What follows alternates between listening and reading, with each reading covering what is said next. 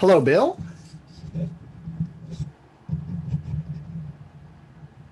Bill, can you hear me?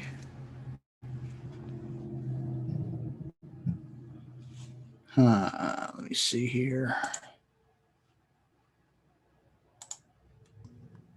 Yes, I can.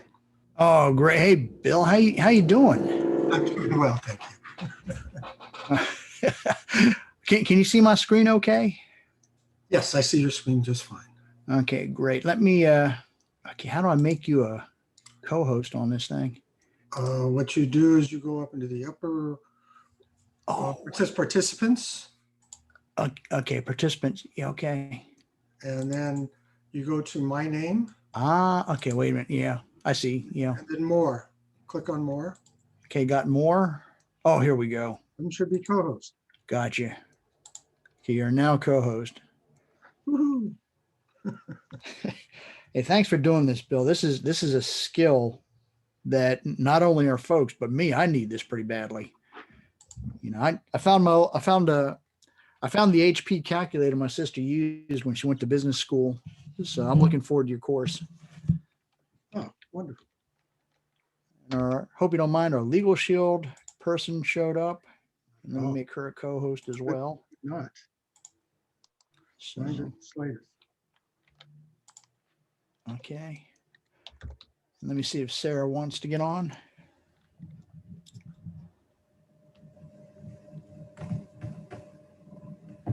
Sarah, can you hear us?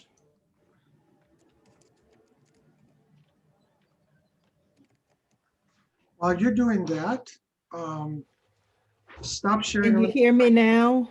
Yeah, okay. Yeah. Sarah, Okay. this is Bill. Bill, this is Sarah. Hi, Bill. How are you? Fine, thank you. There you are. Great. Okay. I know I'm a few Wow, minutes it's early. amazing, We have Sarah. another meeting.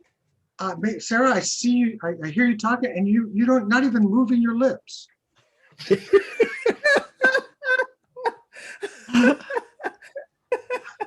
Bill, I didn't tell you before she's opening the meeting with a ventriloquist show.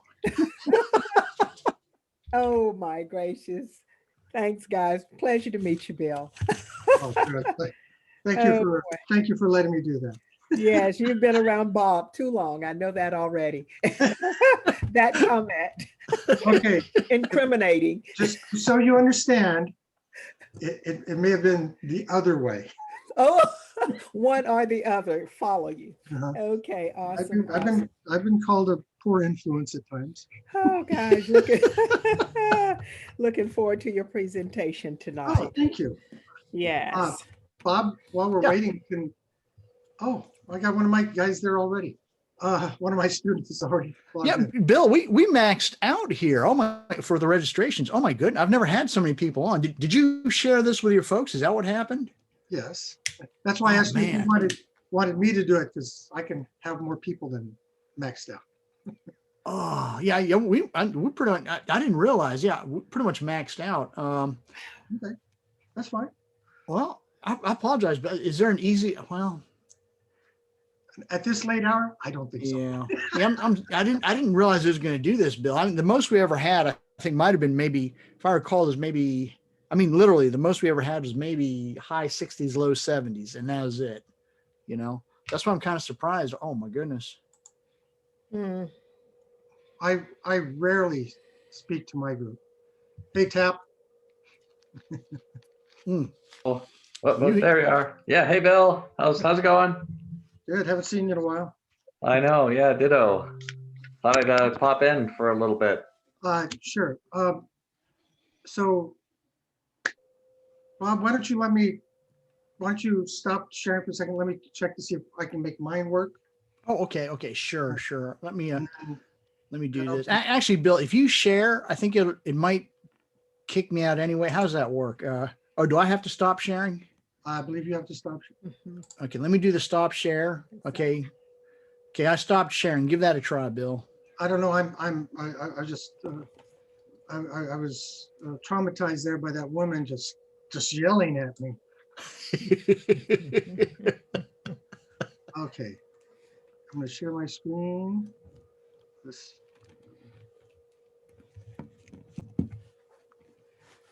Hi, Tapio. We see you. Go by Tap. He goes by Tap. Hi, Tap. We see Yep, you. Tap, tap. Yes. How you doing? Good to see you. Good to see you too. Okay. So there's that. Now let's see if I can.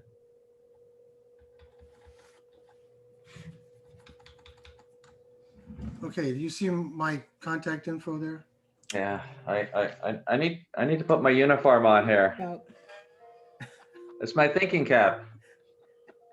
Bob, do you see I is my, from Finland, yeah. So I don't speak the good it's English, not yeah. showing yet. Yeah, I don't No. see your screen yet, Bill. that's what, see, that's what we need to find I out. like, I like that. Yeah, I'm glad you had the presence of mind to say, let's try this early. Yeah, Oops. so, Sarah, we maxed out on this. I've never had this before. This is interesting. Wow. really? Okay. Share that one. Now, do you just see what is my, Now There we it see it. is. Yeah, now we see it. okay, so now I know which one. Okay, so that's that one. And now I'm gonna show you something else that, that I do in my class all the time.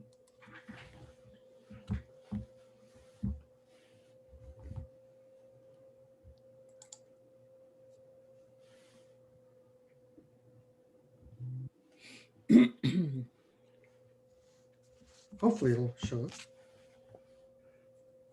Tap, you gotta after this, you gotta let me know where you got that. I gotta get one of those. Get what? One of those head things, Viking head things. Oh, that's Tap, not me. Okay, you see the calculator? Yes, I do. Okay. Wow, that is so cool. Yeah, it is cool. Okay, I think I'm good to go, so I can stop sharing for you and you can take over again. Well, this is gonna be great. Hey, Bill, if it's okay, I'm recording this. Someone emailed me and asked Please do. they can't make it, so I'm gonna make the recording link available. Okay. Okay, I'm going to be careful about what I say then, just so you understand. Because in my class, I say things that I don't want to get out. Okay. Yeah, I hope you don't mind. Sarah, are you okay with that? I'm fine. It's all good. Usually has to do Got my with calculator out, Bill. taxation and taxing entities.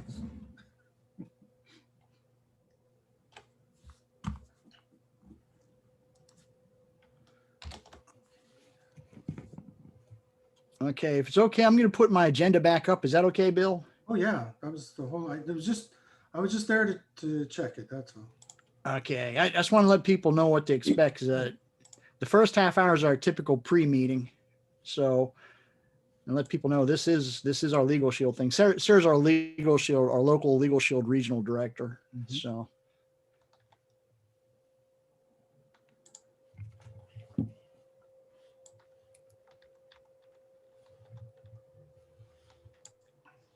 I saw CJ registered.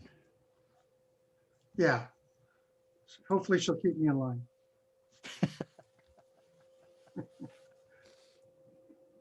Okay. What was I doing here?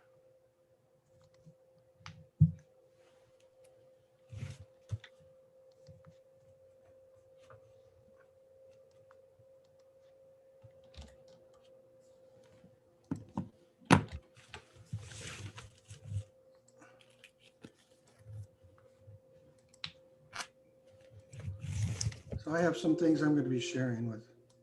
I'm going to have a handout. And Now, Bill, I only have an HB 10B. I don't have the B2. I noticed a lot of the keys are the same, to just slightly different locations. you have the brick. I have a 10B, not a 10B2.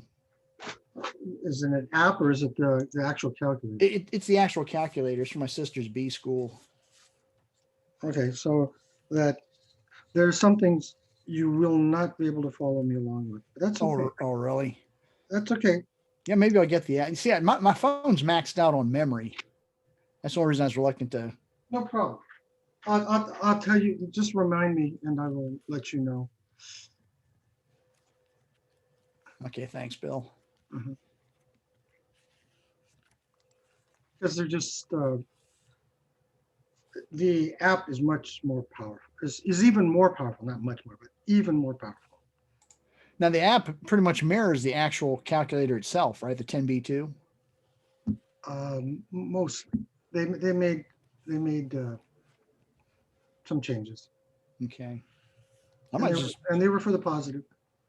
okay, I'm gonna probably have, if that's the case, then I'll probably get the app. I'll just have Oh, to it's only shuffle around some $6. You memory. want to get the app. Yeah. Okay. Yeah. Uses very little. I helped them actually put it together. And they did a wonderful job. Oh, okay. Okay. Okay. I'll just have to shuffle some memory around on my phone. Okay, I'm going to. Oh, that's interesting. Hi, Kathleen. I see Kathleen Kramer just checked Oh, in. Kathleen Kramer? Yeah. Oh my she just checked goodness. in. Yeah, we have an honored guest tonight. Oh my goodness. Hey guys, how's it going? Okay, how are you? Hi. Hey, I don't know if you could see me. I'm in my car driving around, but I couldn't miss hearing Bill speak. Oh my goodness. You do me an honor. Oh, fantastic. Looking Oh my forward to goodness. it. Miracle. Thanks for coming. Thanks for coming, Kathleen. This is gonna be great. They don't know who she is. Why don't you might let them know. 'Cause Well, you Kathleen's a special guest. And CJ Lee just popped on. Welcome, CJ. Thank you for coming. Bill, you have some serious influence. I'm impressed. Oh, well, that and a couple of bucks will get you a cup of coffee. Okay. Yeah. Okay, it's okay. We're gonna start. It's 7:01, so I figure to keep things on time, I'm gonna give a brief thing and then hand it over to Sarah, if that's okay, Bill. So, Hey, it's your meeting. I'm here as your guest. well, you're an honored guest. Thank you. Same here. Yeah, okay. Okay, this is the pre-meeting session that we typically hold before each of our main meetings, and this involves legal protection, especially for the COVID-19 era, by LegalShield. And if you don't have LegalShield, well, I mean, it's not necessary, but it's a great way to save money and get quality legal assistance. I've been using it quite a bit myself. As you can see here, since COVID-19 popped up, there's been the danger of lawsuits and whatnot, and we're such in a litigation happy situation now. So it's ideal to have some kind of legal protection. Even in our Facebook group, we see the occasional legal questions. Actually, it's becoming more and more prevalent now, where people are actually posting legal questions. Like this person here is questioning if a mobile home is owned by one person, but the mobile home straddles two different properties. One property is owned by that person, and the other property that's on is owned by a second person. Does the person who owns the person who owns the property but not the mobile home have the right to evict? Okay, well, stuff like that. I just have to say, you have to get an attorney involved. Now, in California, I know your laws are pretty strict. Okay, in South Carolina, I hate to say it, the laws here aren't nearly as strict. This is actually pretty investor friendly, as long as you avoid certain pit holes. But just the same thing, you still want to get an attorney involved with something like this. Another one is, I get the occasional questions in our mastermind group on Facebook. This person needs an attorney recommendation. Again, best I can say is, take a look at LegalShield. In this case here, okay, and this one popped up. This is the case here where a contractor, and I don't even think the person has an active contractor's license. I could be wrong. What are the legalities where this contractor obviously charged $22,000 to replace a mobile home roof? I mean, your typical mobile home, nothing special, $22,000. Okay, and they filed a lien. So what are the implications of this? How are the homeowners living in the mobile home going to deal with this? Again, this is, to me, I refer them to a good attorney. And again, my go-to place is LegalShield. Our local attorneys here is called Merritt Webb. They're through LegalShield. And it's very affordable, $38 a month. This is another one. I got a text from one of our members. He was in a car accident, and for those who don't know, there's Hawk Law down here. They're one of the ambulance chasing law firms here. We have several of them. Hawk Law is one of them. So this person here has questions. How are they going to deal with this? Because apparently his insurance is not going to cover, you know, all the people in the other car. So again, that's a LegalShield question. Oops, I have a bunch of people in the waiting room. So now with regards to my own situation, from our last meeting was January 11th to today is February 8th. Tonight, I actually used LegalShield for 7 different occasions. One of my rental houses in Aiken, South Carolina, was hit with a code violation. So I'm trying to deal with that. Let's see. Again, I'm dealing with a rental house that has to be connected to city sewer. It's going to cost me an arm and a leg, possibly. I have LegalShield involved with that. Now, this is nationwide. I had a conflict and have a conflict with an attorney in Missoula, Montana. So I'm dealing with them through LegalShield. A zoning issue with my house in Lexington, where I am. And now I actually have an issue with the landscaping company next door. That's an attorney question I like to take to LegalShield.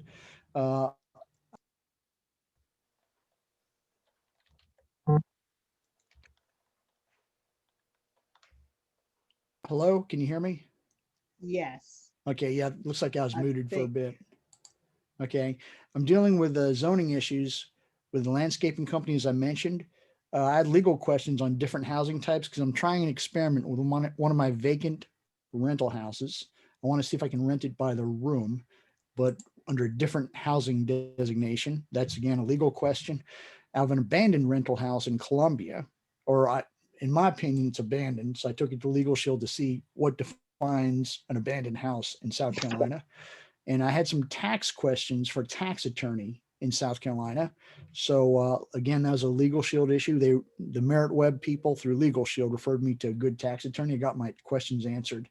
So if you don't have LegalShield, you know, I'd suggest you have a lot of money to get these kind of questions.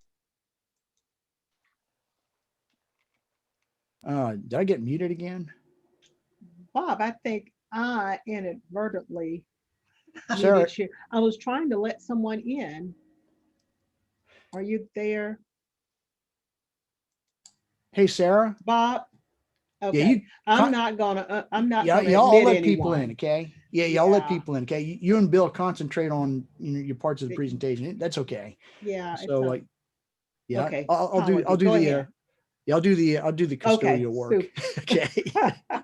Anyway, so even just between our last meeting to now, I've had to consult with attorneys 7 times, and I didn't anticipate that, but it happens. And I pay basically the equivalent of $38 a month, basically. Okay. So to me, it's worth it. Now, if you're not going to use an attorney that often, obviously you have to think twice if you're going to do something like this. But to me, it's well worth it. I'm calling them at least twice a month.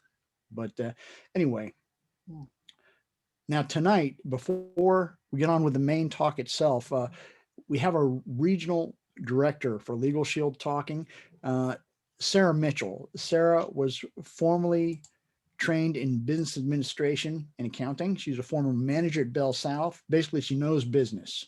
And Sarah signed on with LegalShield in 1998 and is now full-time providing support and sales with LegalShield. She regularly trains small businesses, especially on using LegalShield attorney and LegalShield protective services. And she specializes with small businesses, although she does handle individuals as well. So if I could, I'm going to turn the stage over to Sarah. She's very knowledgeable about how to use LegalShield to maximize your results at minimal cost. I've had nothing but good experiences with LegalShield. Sarah, can you share your screen? Yes. Can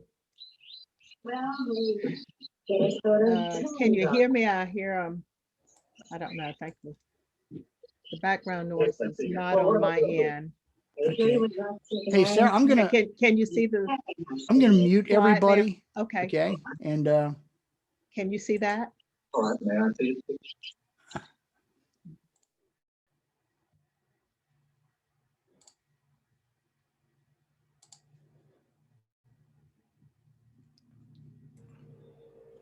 Sarah?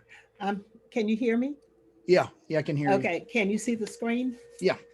Okay, great, great. Well, I'll go fast for my few minutes here, and thanks for continuing to handle that administrative piece there. Not a problem. Uh, well, it's a pleasure and thank you, an honor to be part of uh, Bob's presentation tonight. And of course, I'm here representing Midlands REIA because Bob was so impressed with LegalShield when we met a few years back. He said, this is something that everybody needs to know about. And of course, Midlands REIA is one of our, you can say, marketing arms for LegalShield. So for those of you who have some interest or uh, going forward, please know that I'm the mouthpiece. However, the credit will go to Midlands REIA. We have that partnership relationship. I think you can tell from what Bob just stated, if he's used it seven times since our last meeting, we should be charging him a little more than $38 a month. But that's the beauty of the service. I've used it about 3 times last month myself. And that's what's so awesome and so phenomenal. So this is a highlight. Please, take a few notes and let me know how I can best help you with clarification or answering any questions. LegalShield basically offers a portfolio of services. And again, what my goal is to just help you with seeing how it possibly can help you and or many of your colleagues, your family members, your friends, your clients, because I have relationships with many CPAs, the bookkeepers, financial, B2B space individuals who are now sharing this information with those that they are interacting with. Um, Several of us have been to, in the old world before 2020 almost, we were going to luncheons and breakfasts and dinners. Well, Bob and I, we were hosting many of the luncheons and breakfasts and dinners at restaurants, at my office, various places. And when we would host one for our B2B individuals, the top 10 issues that the business owners were bringing to the table were dealing with debt collection issues, contract review, document review, contractor and supplier disputes, internet security breaches, employee theft, tax audits, those type threats of consumer lawsuits.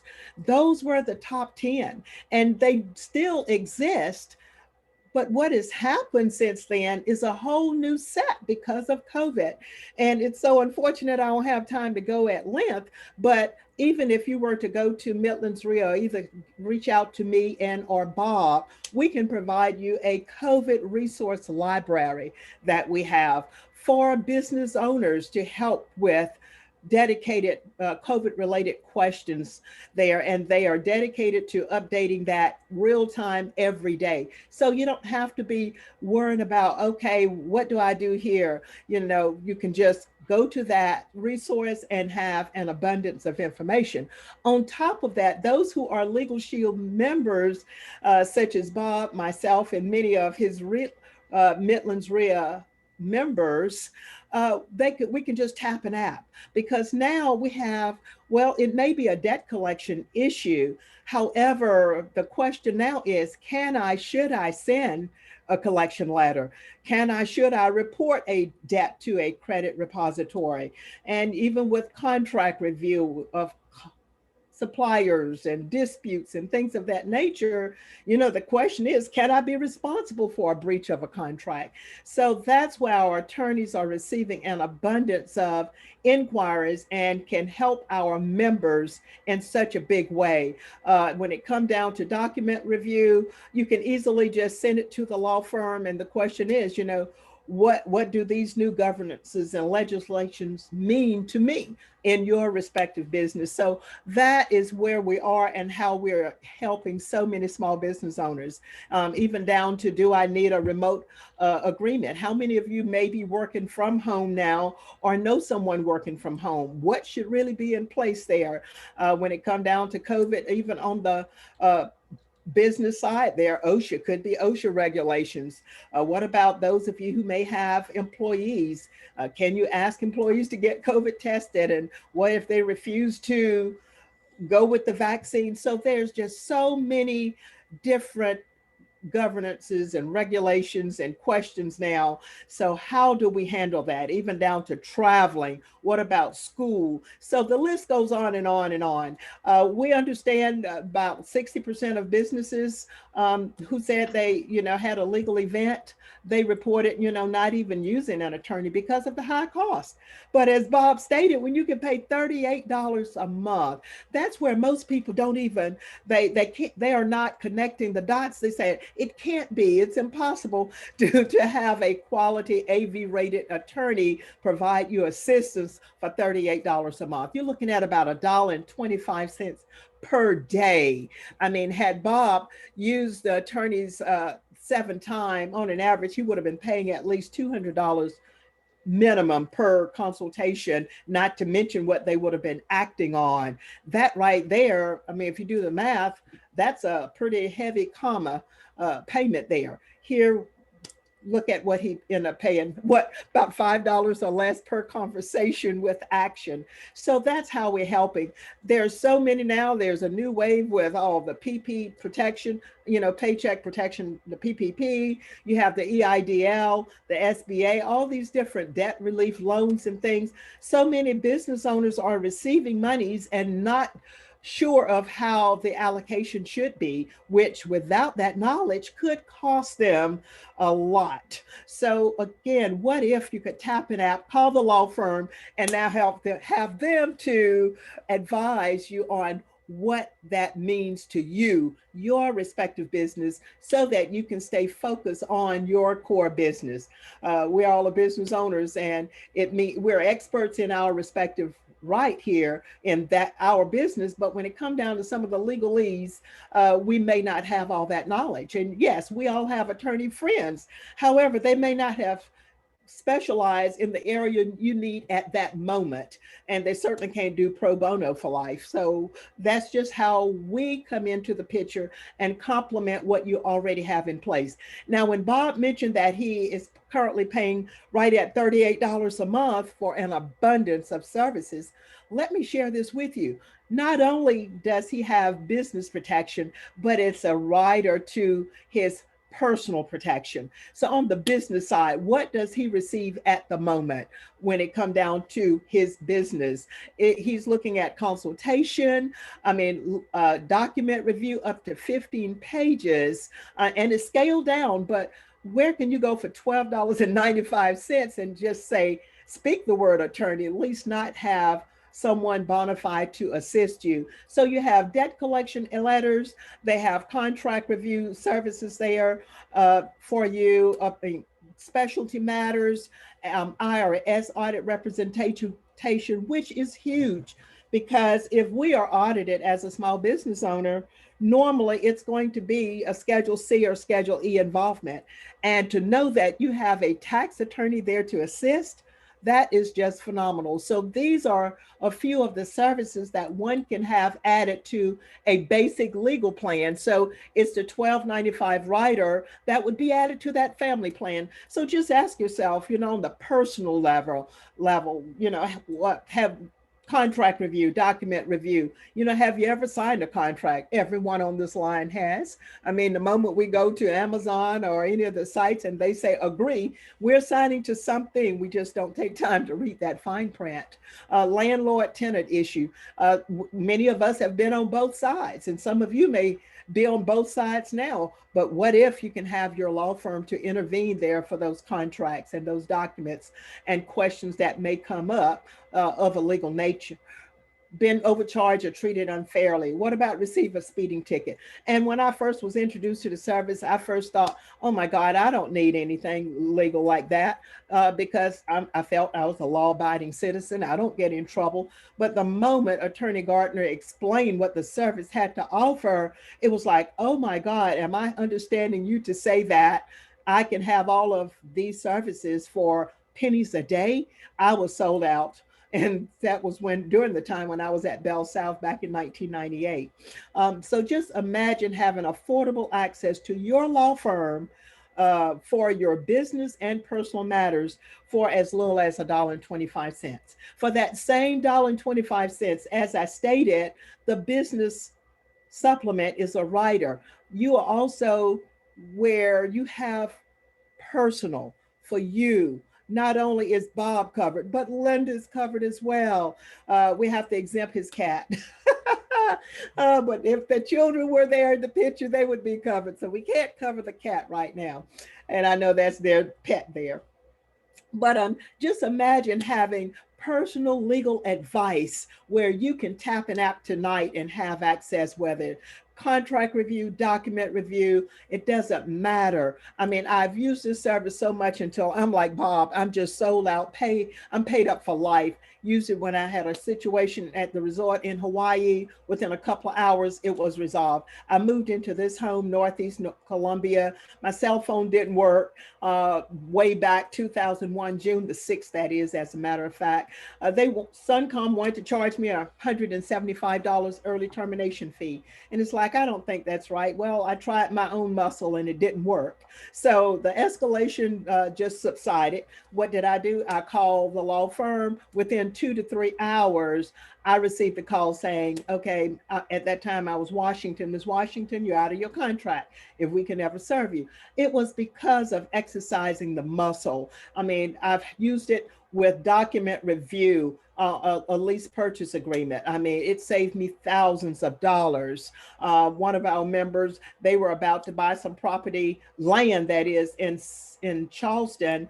And because of sending that contract to the attorney, it saved them over $50,000 because of some about the escalation up under the ground were some tanks and things that they would have had to pay for the removal of. Just because of that research that was done. IRS audit representation, I mean, that's huge. Civil trial defense, all of this is just on the family side, the personal, not family, but families included, but on the personal side, it covers uncontested divorce, adoption, name change, separation, all of that for that same $1.25. I mean, we had a member where, of course, she had a $300 debt collection issue, non-payment. Many of us, many on the phone may have debt collection monies out there that slow pay or no pay. Well, what did she do? She called the law firm. They sent off a letter. She texted me a picture of the check that the attorney was sending to her that they had recovered from the person that owed her $300. Would she have ordinarily used an attorney for a $300 debt? No. Attorney Gardner, they had a $3 and plus monthly recurring bill that they couldn't get removed off of their account dealing with cable there in that Darlington area. What happened when they call a law firm? And he is an attorney. He deferred it to the law firm. So I just want you to know how you and or your family can benefit from the service. It's just basically tap, snap, you're connected. If you were to receive a speeding ticket, we don't say go out and break the law. We could have attorneys here on the line to attest to that. But we are saying, what if your law firm can work toward negotiating your points and your fine for you and or your children?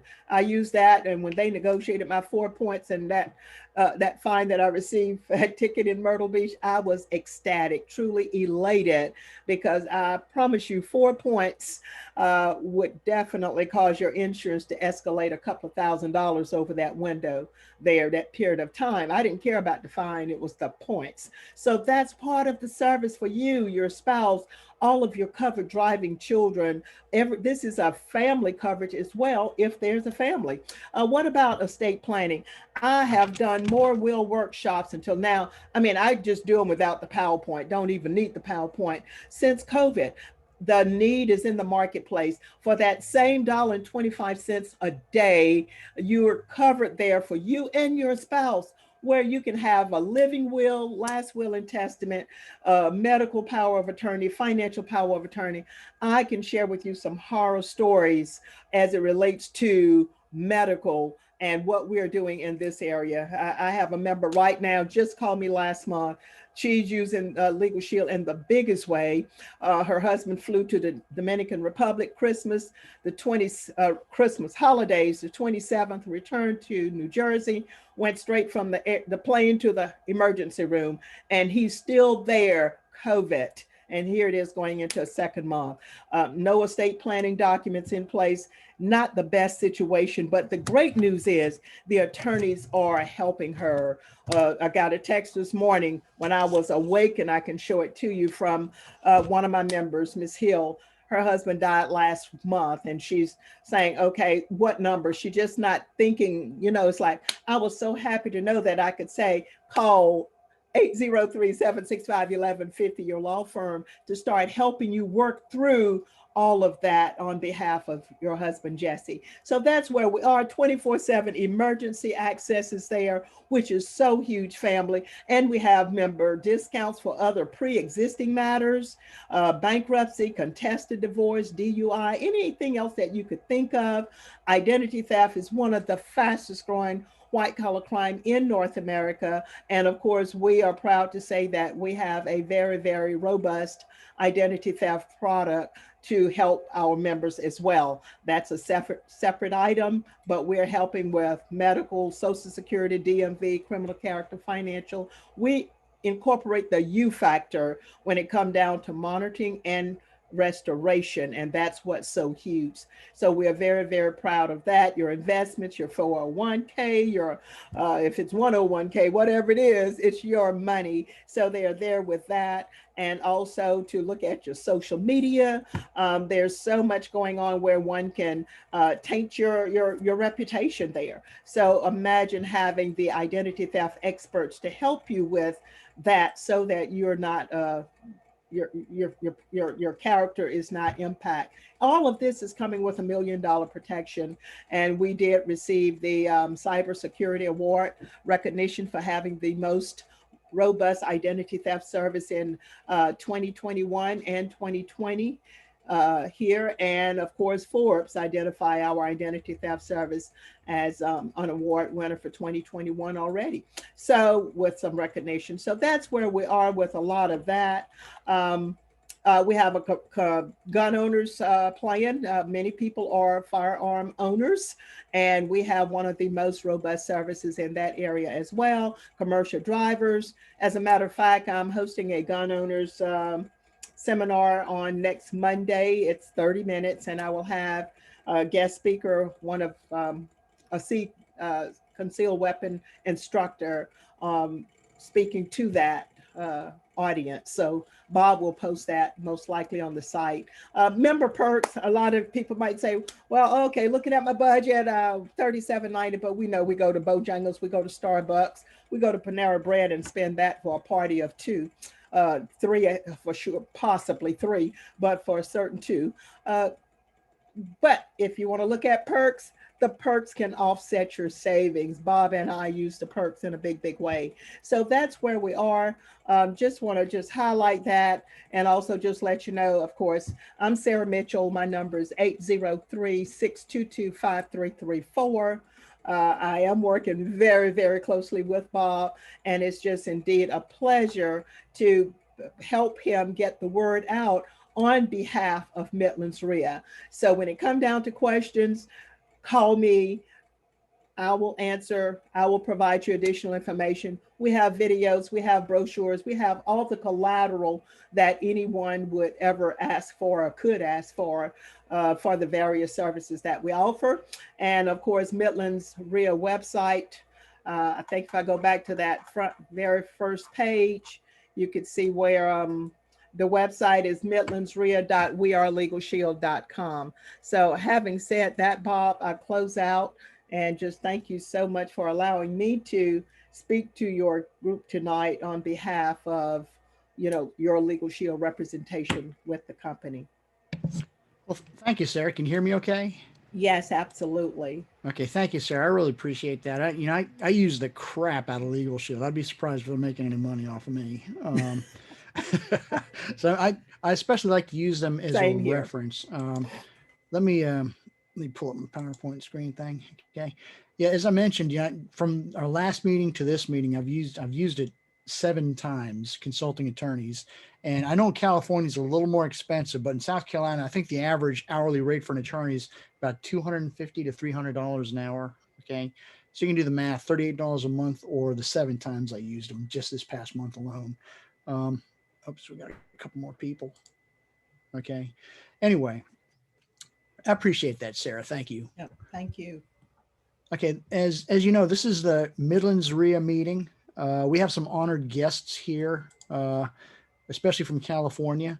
And I noticed, if you don't have it, I noticed that our featured speaker for tonight, Bill Tan, put some documents inside the chat. You might want to go to the chat and download those documents. They're very helpful, and I was actually glancing through them briefly, and I think you might want those. Uh, anyway, we're Midlands, South Carolina. For some reason, we occasionally get the person from Midlands, Texas. We're in South Carolina. Okay, we're your poor cousins on the southeast. Okay. um, now we're not meeting in person yet. I pulled this up. I pulled this headline up.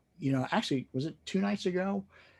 South Carolina is the second highest number of new COVID-19 cases per head. Okay, so I don't see us meeting in person again until maybe late summer, early fall.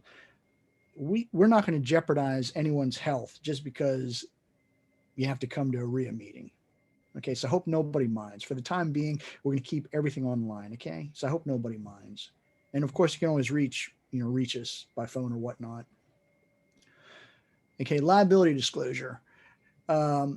Midlands REIA doesn't have any licensed attorneys working for it or anything like that. I'm definitely not a licensed attorney or licensed financial planner in any way. I and the other members can only tell you what is our personal experience dealing with real estate in South Carolina. Okay, so if you question the legal or financial wisdom of anything you hear at Midlands REIA, then please seek qualified help, because technically, except for the times when we have an attorney talk or something, no one in Midlands REIA is really licensed to give professional help. Okay. That being said, as I mentioned, now that disclaimer out of the way, my personal experience, as I mentioned before, South Carolina is very investor friendly. You just have to avoid certain potholes. All right. I found that from personal experience. All right. Okay. A few REIA goals for 2021 nationwide. This guy here, okay, he's all over Facebook and Google and stuff. He's advertising his SEO, search engine optimization services. And I've heard this number tossed around before. Out of all the people who get into creative real estate, like us average Joes, not the people with like a lot of money, like the Trumps or something like that, only 3% of us ever do even a single deal. That 3%. I think in South Carolina, in Columbia anyway, the Midlands, it's a little higher. I've heard closer to 10%, but 3% seems to be the magic number. That's pretty abysmal. And I don't think it's because it's a difficult field. Okay. It's just, people give up too soon. It's easy in, easy out. And I'll explain that a little more later. One of our goals is to provide more workshops, and COVID's making it a little bit tough right now. More workshops, and one of our members, Carlos Barrera, suggested better cartels. I thought cartels was actually pretty cool thing. So that's Carlos's idea, but really subgroups. I do caution you to be wary about those expensive coaching programs. You have the national gurus now coming to REIAs, and what they want you to do is they'll first obviously invite you to a free couple-hour session. Then what they'll do is they'll upsell you to a 3-day seminar, and that's where they give you the big upsell into their coaching programs. We even have some local folks here trying to sell you into expensive coaching programs, even here in Columbia. They want you to put it on your credit card and whatnot. And they know that nationwide, only 3% will ever do a single deal, but they have your money if you put it on credit cards, debit cards. Okay. So be careful about those. I have a different philosophy. It doesn't take a lot of money to learn what we do, and you can make good money without having to spend a lot of money. I suggest if you earn the money first, and then if you still want to go into an expensive coaching program, do that afterwards. If you happen to be one of the 97% who end up dropping out, even after a couple deals, we've had that, then at least you don't have it on your credit cards. Okay, so I suggest you do that first. Our goal is to greatly increase the success rate from that 3% to at least 50%. Ideally, I'd like to see 100%. What are the chances? for beginners, we want to get you up and running independently from anyone else as soon as possible. Now, we know your situations change, and I say independently from anyone else, even us. Okay, because I know you might move to somewhere else. You might move to California. Hopefully, you can take some of the basics that we would show you at Midlands REIA so you can get up and running in a place like California. Of course, you have to tweak it to the local laws and whatnot, the codes, and but generally speaking, all of the strategies are approximately the same. You just have to specify down to each locale where you are. And I like to think at Midlands REIA, we're especially suited to South Carolina laws and other codes. For the advanced investors who decide to stay with us for a long time, we want to provide the best continuing resources possible, the most up-to-date ones. For example, I'm going through an abandoned house situation, which I'm dealing with LegalShield, as I mentioned, and in Richland County. And I have some interesting news I want to pass on to our members here how to handle that situation. Of course, I'm in the middle of it myself. As soon as I know, you'll know. Now, why the low success rate, this 3%? I think it's because it's easy to get in and easy to get out the way we do it. Okay. It doesn't take a whole lot to get into this business. So it's easy to say, you know what, I don't have a whole lot. I didn't lose a whole lot here. I can always stop and then, start again. And people rarely restart for some reason. Okay. We do have the occasional one who does, but anyway, you can see along this timeline, success and failure look very similar until as you go along adjusting, either you're going to get success or failure. I think most people quit somewhere along in this timeline here because they don't know if they're going to succeed or fail. And, I heard someone say, you can always quit. Why quit now? Okay. And especially the way creative real estate can be with very little cost to start with, there's really no reason to quit, in my opinion. I mean, just consistency, tenacity. I think that's really the key right there. How does a good club or association help? And I'm not just talking Midlands REIA, I'm talking any REIA. Our featured speaker tonight, Bill Tan, runs Los Angeles REIA. And I tell you what, those guys, oh boy, that's a great REIA. If you have a chance, you might want to consider attending, especially since they're online now for the COVID thing. You might want to consider attending a meeting or two. That's a great REIA. Anyway, a good REIA or a club will offer an abundance of resources, provide great networking. As I mentioned, that's kind of tough in the COVID age right now, but we're trying to do our best. Give the best training possible. We have workshops and whatnot. And a good club or REIA always seeks to improve or adapt. You notice I'm not going to say we're the best club or REIA in the South Carolina Midlands or even South Carolina or whatever. Okay. We're always looking for ways to improve and adapt. And this might not be the club for you. There might be a club that actually does better than us. Okay. For example, up in Greenville, the upstate CREA, they call it. That's a great club up there. Learn and teach the best practices for local investing. That's what we try to do. Local investing. That's the key right there. Like I can tell you, for example, my main markets are Aiken County, Richland County, and Lexington County. I got a pretty good handle on those.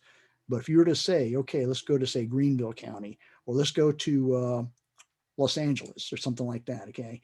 I'll be the first one to say, I don't know the rules there enough to be able to show you the best ways to approach your situation. Okay. A good club or association will try to educate people as much as possible. I posted this on Facebook about a month and a half ago, I think. And one thing, Kristen Johnson, I joke around. This is Kristen. I call Kristen my only daughter. I don't have any kids. I have a bunch of cats, but I call Kristen my only daughter. But as soon as Kristen started coming to REIA meetings, and she's on her third deal now, I guess she's been involved with us about maybe a year and a half. But I posted this. This is from a show called Flip or Flop. And the numbers here just didn't make sense to her. She was the first one to point that out. If you watch those HGTV shows, they'll give you all these numbers and make it look how easy it is to flip properties. Well, I got news for you, okay? It's a whole different education when you do it in real life, and Kristen knows this. So a good club or association will help you learn that and actually implement it, not just watch on TV and say, oh yeah, I can do that. If nothing else, we are on the major social media sites. If nothing else, you might want to come to this Facebook group here at Redirects. And there's a lot of deal flipping going on here. It was initially set up to match local bars with local lenders. It turned out to be more of a deal flipping group, which is fine. Okay. We just want to promote deal flow. And if you don't want to memorize that URL, that website, just come to our webpage, midlandsrea.com, and it's this link right here. Okay. You click that, it'll redirect right to our Facebook group. And well, my Wi-Fi is slow, so I'll just leave that one go as is. Okay, so I'll let you do that on your own. Also, one thing is when you log into the members area, several times we get this question. So I'm going to keep on answering it every month. They say, where are the cash buyers? You log into the members area, and we have our local cash buyers with their phone numbers right here. Okay, you won't see this pull down until you log in. Okay, but once you log in, you see the pull down, and we have our documents, templates, calculators, notes, et cetera, and this is where the cash buyers are. Whoops. Yeah, this is one of our more recent workshops. This is Blair Kobliski. We're trying to get her to start her own REIA up in the Northeast called Sandhills REIA.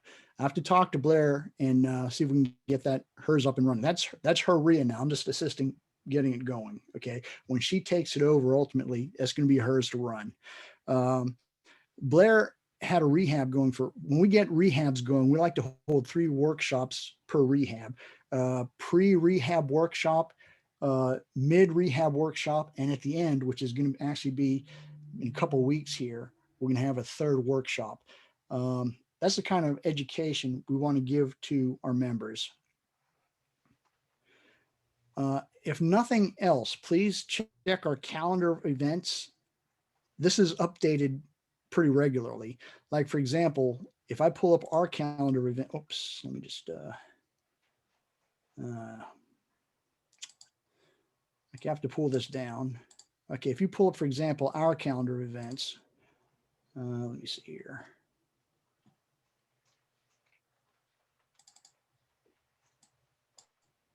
Okay, I'm getting confused. Now, there's not been a lot going on because of COVID. A lot of the other groups kind of shut down for a while, because usually I'll put on here the other REIA meetings, that I believe are good REIAs. For example, this is tonight. On Wednesday, Dawn Adams and Palmetto Real Estate Group are having an online workshop as well. So you might want to consider also peeking in on that one. The Palmetto Real Estate Group is actually real estate brokerage, but these guys invest like investors. They're using the multiple listing services and whatnot. So I want to check that out this Wednesday at 6:30. Okay, and just go to to register for that online meeting, just go to our calendar events and click register. The link is right there. Okay, we're always looking for ways to improve. We're looking for topics that we can cover for you if we're not covering them, or that we should just take away because you're not using them anyway. Workshops, as I mentioned, I showed Blair's workshop, her rehab workshop. Subgroups. What subgroups can we get up and running? We already have what's called a hidden markets one and a notes one. Okay, we need to make that more active, especially after tonight when Bill talks about the numbers.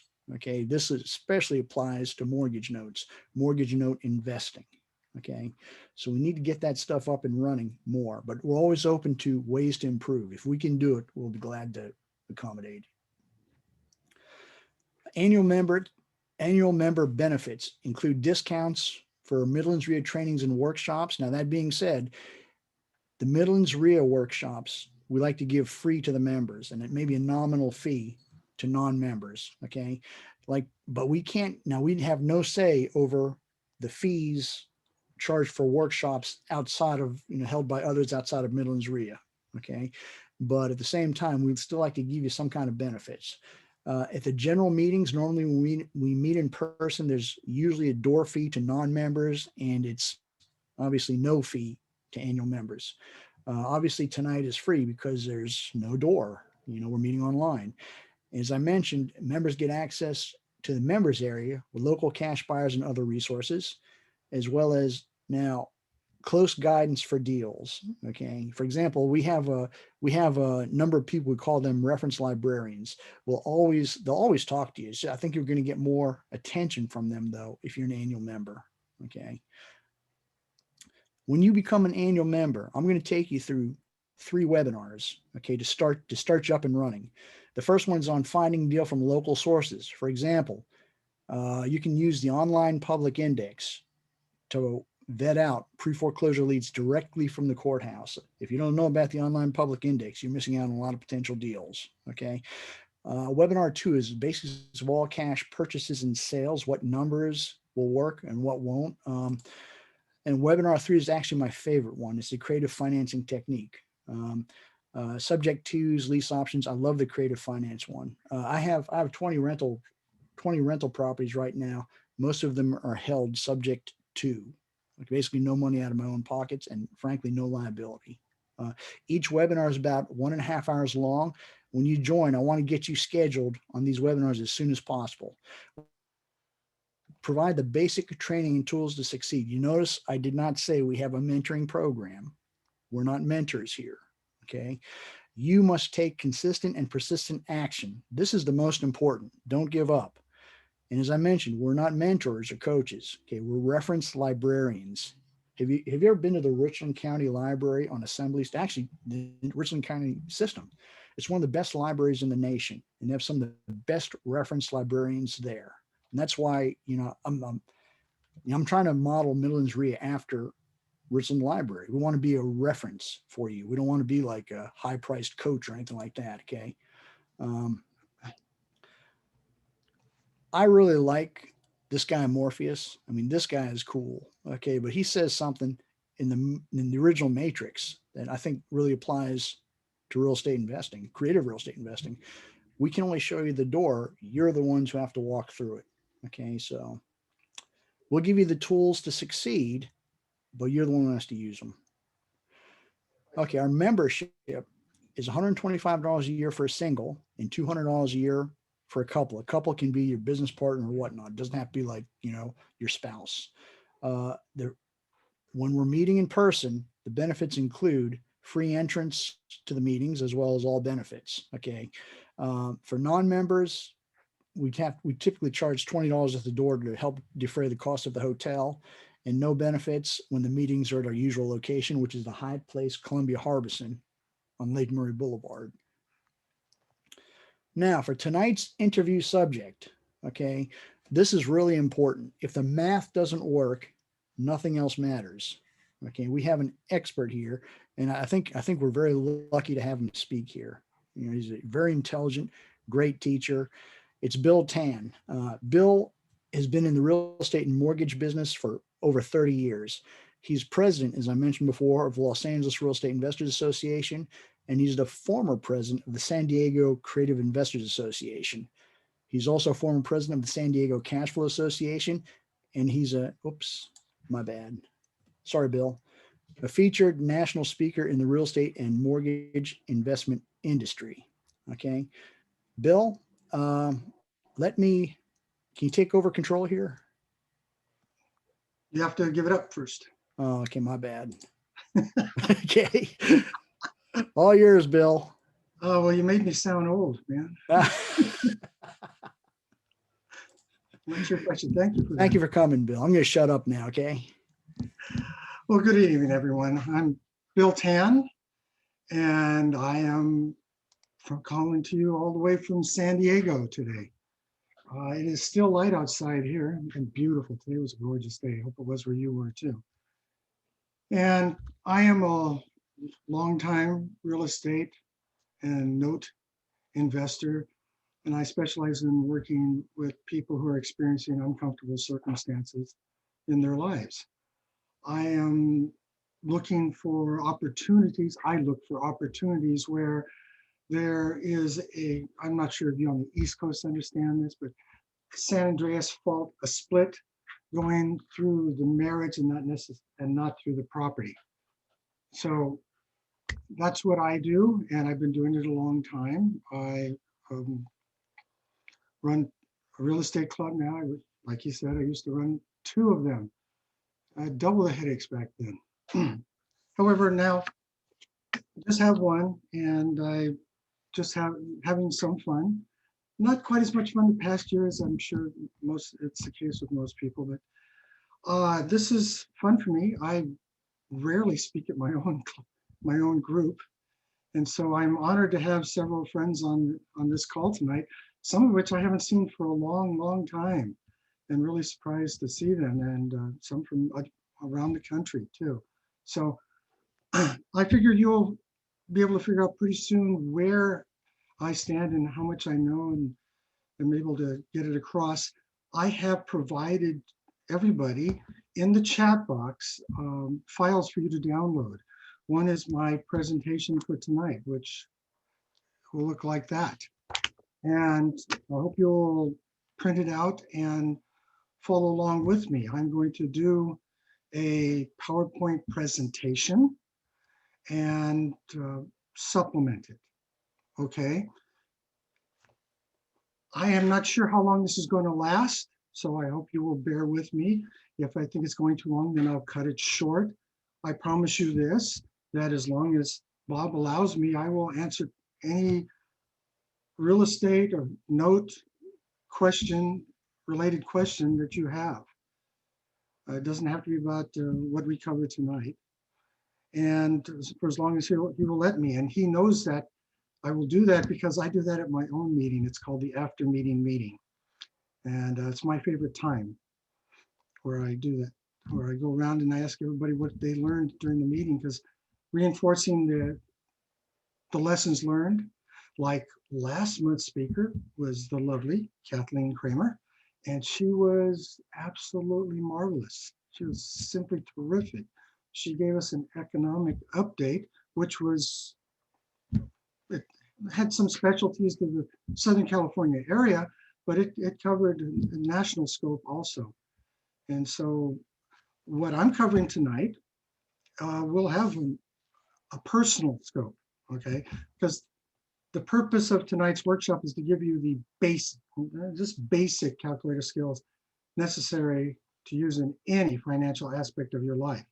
That's it. Tonight is just the basic financial calculator skills. If you want more, I recommend taking a class that spends longer at it, preferably one that takes all night. I mean, all day, not all night, all day. I will teach this class using what I hope you will purchase, which is an HP 10B2 app. It is available for iPhones, Androids, Windows, and Mac. You can go to a website called In a Day Development, all one word, inadaydevelopment.com, and you can get it. The apps for the phones are $6, and they are worth their weight, I think, in gold. Of course, they don't weigh anything, but they're very, very valuable. And so for tonight's presentation, I'm going to assume that you're going to use an HP 10B2 Plus or HP 10B2 app. If you're not, you're going to have to translate that for your own, because otherwise I could spend the whole evening trying to figure out how to use it on your calculator. I've been teaching a class using the HP 10B2 when it was originally the HP 10B2 since 2001. And I've taught it, I think, about 60 times, or maybe over 60 times. So I'm pretty familiar with what that one. Before I chose that one, because I believe that the HP 10B2 is the easiest to learn and use, I did 6. I audited 6 calculators, and by far and away the HP 10B2 was the easiest. And so with that, let me start off with tonight's presentation, and I hope you'll enjoy this. I hope you will follow along with us. So tonight's presentation is called Pushing Your Buttons. It's creating wealth using a financial calculator. You can create wealth using a financial calculator if you learn how to use it properly.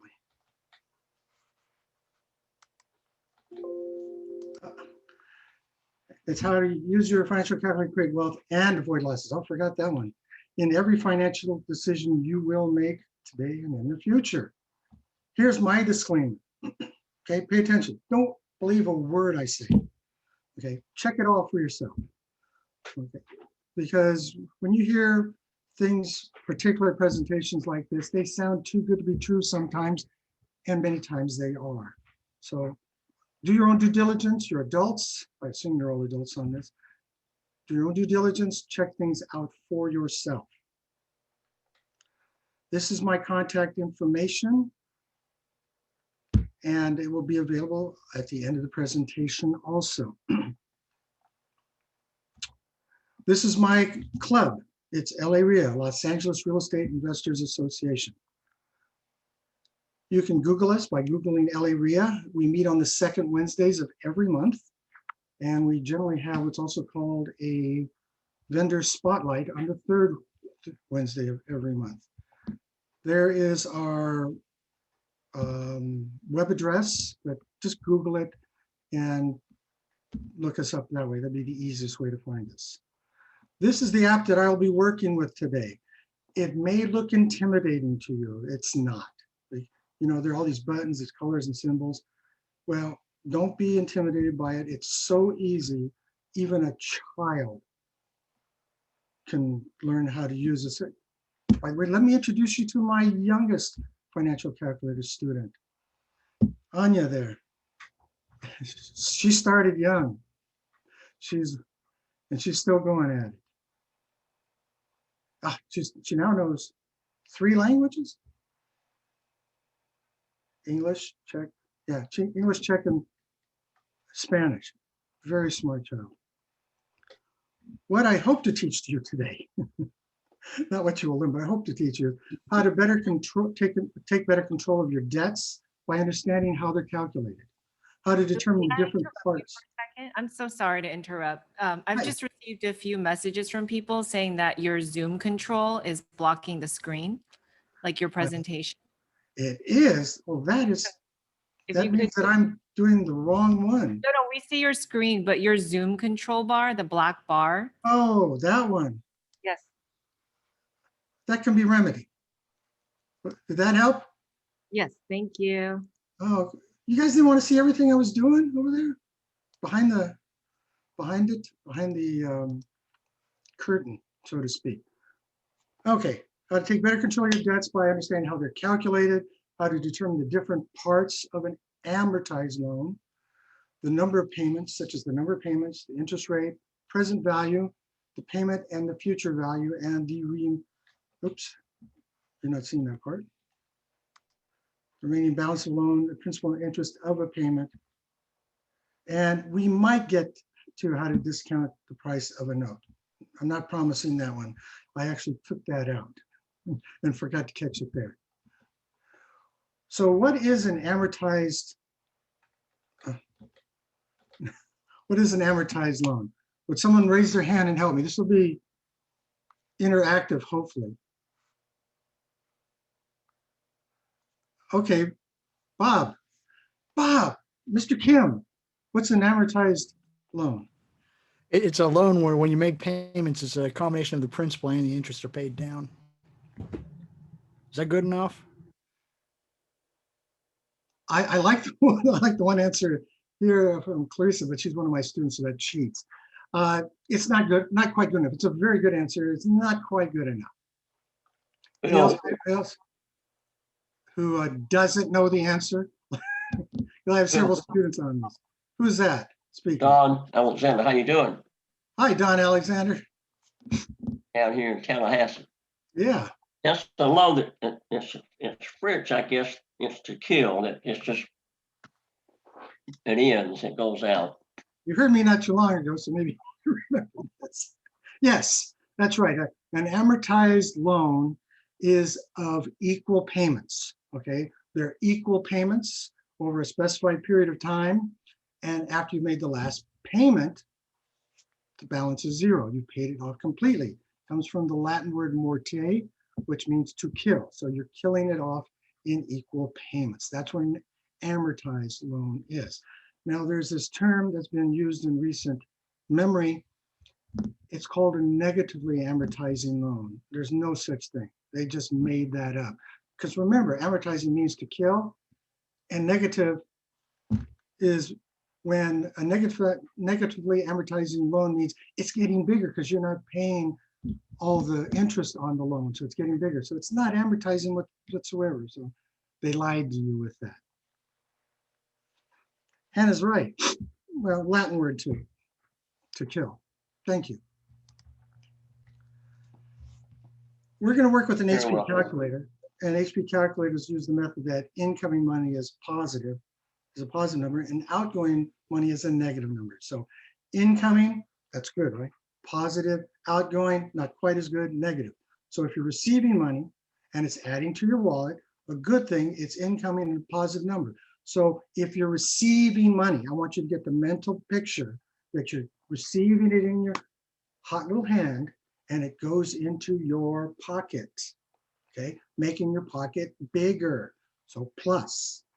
Whereas if you're making a payment, you have to reach into your pocket, pull it out, your pocket gets smaller, so it's a minus sign. Positive and minus signs are very, very important when you're working with a calculator and figuring these numbers. It only takes one bad mistake to cost you a lot of money, and you'll remember it. I call those scars and t-shirts. And I've been in this business so long enough that I have quite a few scars and t-shirts. Now, what Bob showed you earlier with that one screen where success and failure, I think it could also include on the failure side where you make mistakes and then you learn from them. So finally, then you go up to the successful route. Failure is only failure when you quit. If you make a mistake and it costs you money, that's the cost of your education. I know so many people who had expensive education and just quit when if only they continue.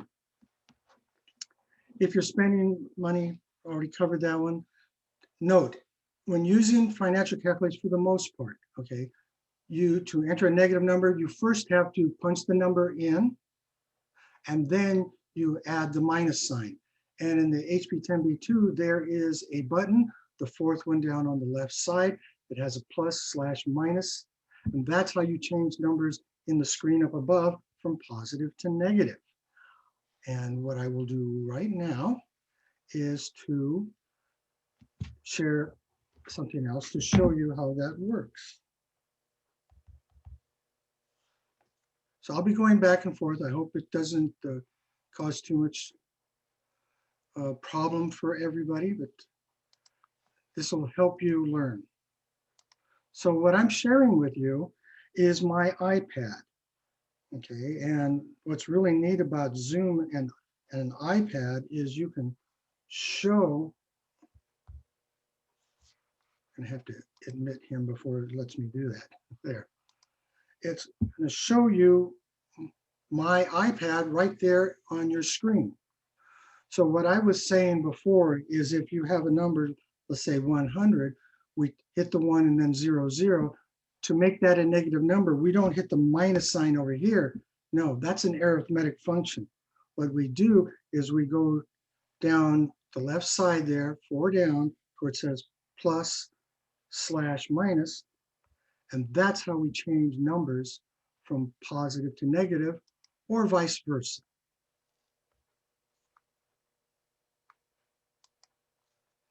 Now let's go back to my screen. Hope everybody caught that. Pretty easy. These reflect the 4 buttons across the top of the financial calculator. N stands for the number of payment periods. That is usually the number of months.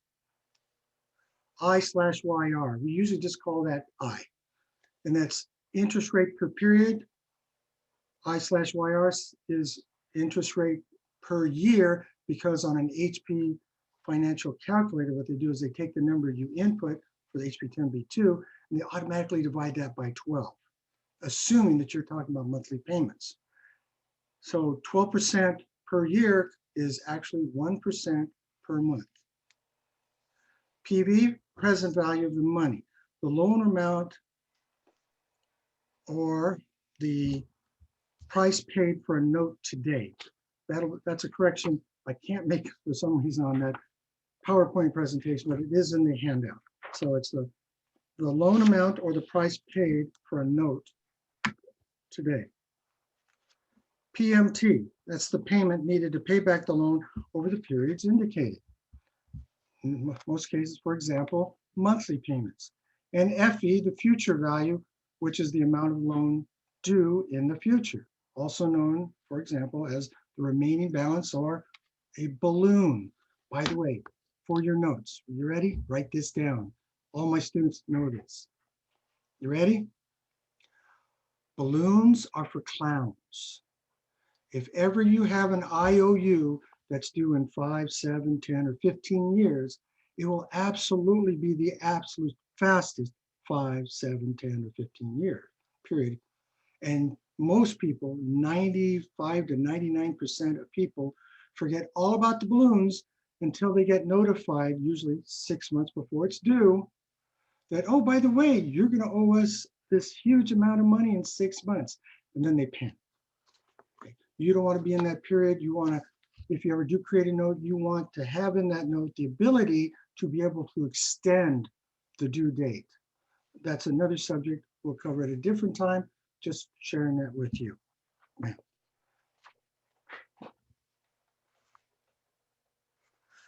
So before we go any further, what areas of your life are affected by financing?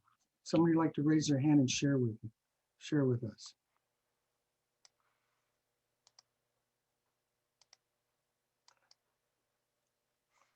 I like interactive. This bit about me talking and you listening, that's for the birds. That's my students. My class is interactive. Actually forced interaction. I know Bob wants to answer, but let's see if somebody else is willing to step forward. What about rent payments? I gotta pay rent. Okay, that's affected by financing? Oh, by financing, I'm sorry, my car payments. Sorry, Louis. See, I know that voice. I know him. I don't Well, even have to see trying to him. get it started, Bill. Thank you. Who else can say some, add to it? Okay, So, come on, Bob. Student loan debt. There you go. Student loans. What else? Your mortgage? Your mortgage. Thank you very much. What else?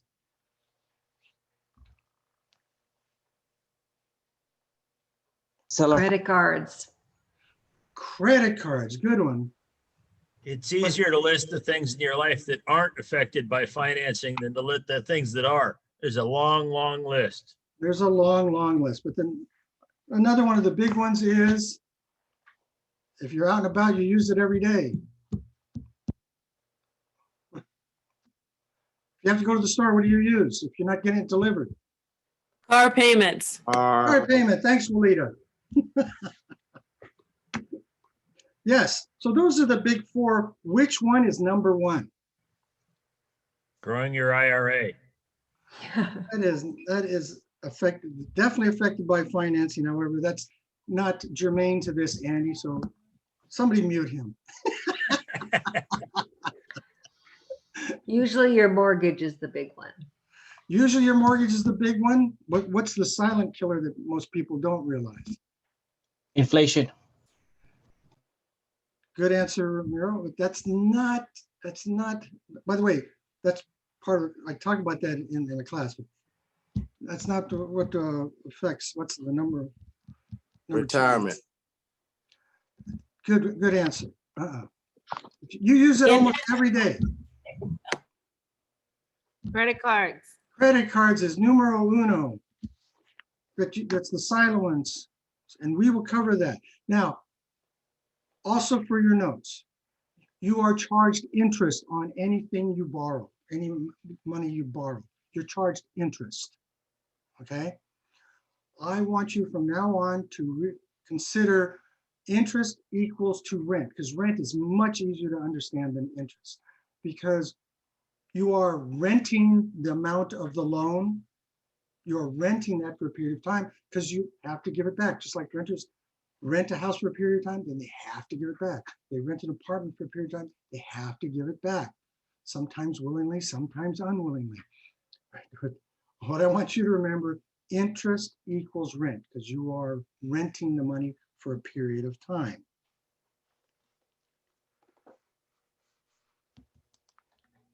If you have, going back to the slide, if you have any four of the values, NI, PV, PMT, and FV, you can always get the fifth. If you have any four of them, you can always get the fifth.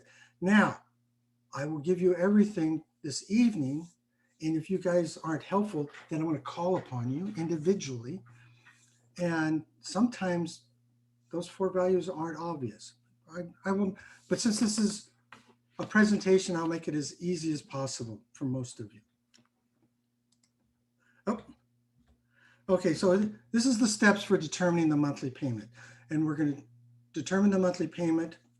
Remember, I suggested you all get the HP 10B2.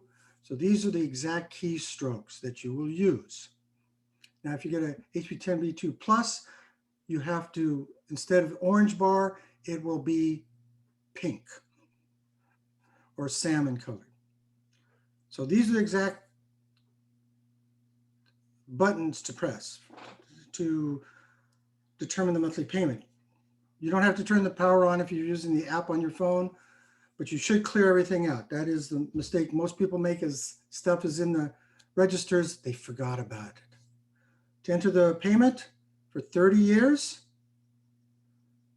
12 times 30 equals 360, and then you can punch 360 into the calculator, N, enter the interest rate, 8, then I/YR, enter the loan amount, 100,000.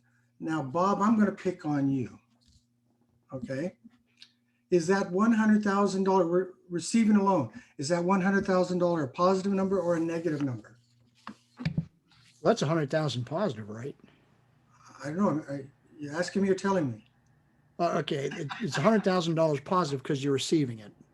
Exactly. You have to imagine it's going into your hand even though you never actually touch it, because you are receiving the loan. So that's a positive number. You don't have to change that when you put that into the calculator. So it's 100,000. Then you press the PV button. Now, this is a fully amortizing loan because we're going to assume that all of them are fully amortizing. So at the end of all the payments, Bob, how much is remaining? Better be zero. Better be zero, right? So you go 0 and then the FV button for future value. And to calculate the payment, all you have to do is hit the payment button. And you should have come up with negative 733.76. If you didn't get it, tough luck today. No, just do the keystrokes again. I gave you the exact keystrokes. 360N, 8 I/YR, 100,000 PV, 0 FV. Tap the payment button and it should give you a negative 733.76. So let's calculate this example, which is 100,000, 3%, 30-year mortgage. Isn't that about what people can refinance their properties for right now? So let's calculate that monthly payment.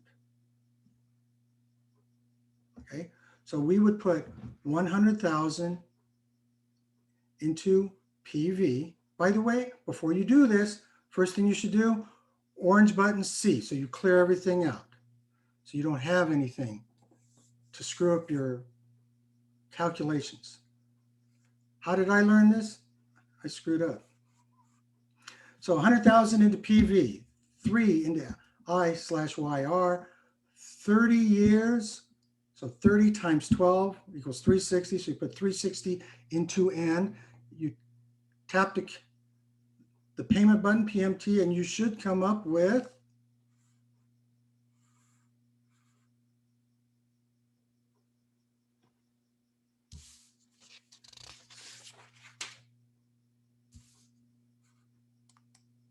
Hey, Bill.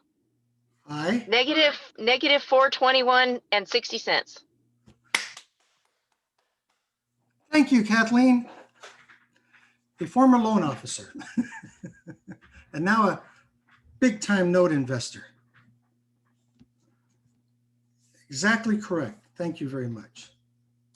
So I'm now going to pull up my iPad because I want to show you something really neat about the app, which does not happen on the actual financial calculator.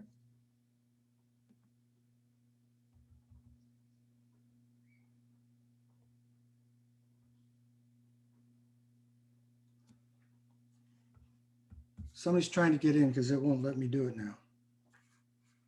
Oh, well, I'll stop sharing. Oh, there it is.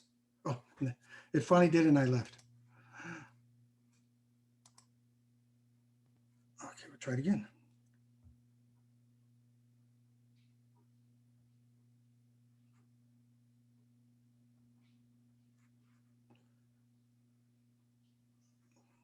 Darn it.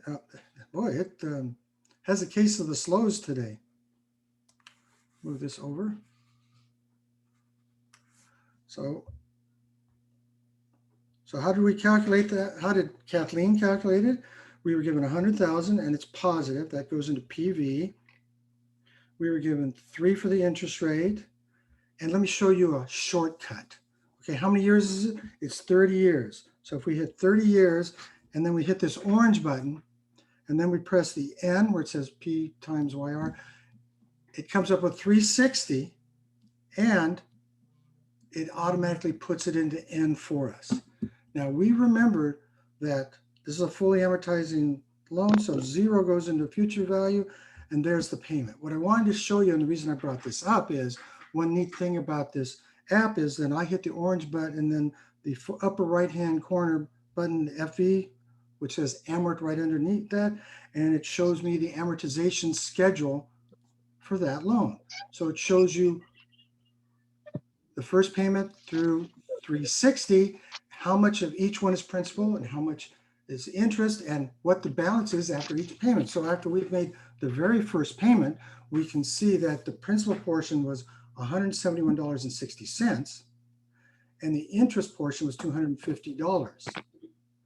And after we've made one payment, the remaining balance going forward, how much we owe still, is $99,828.40. And you can see what it is for every one of these.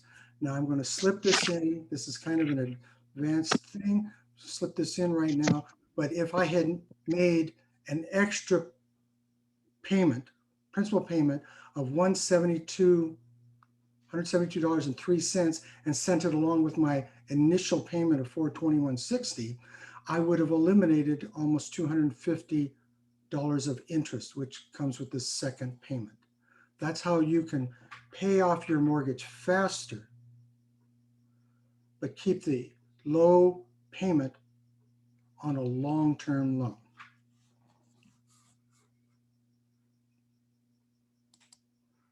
Back to, yeah, Bob.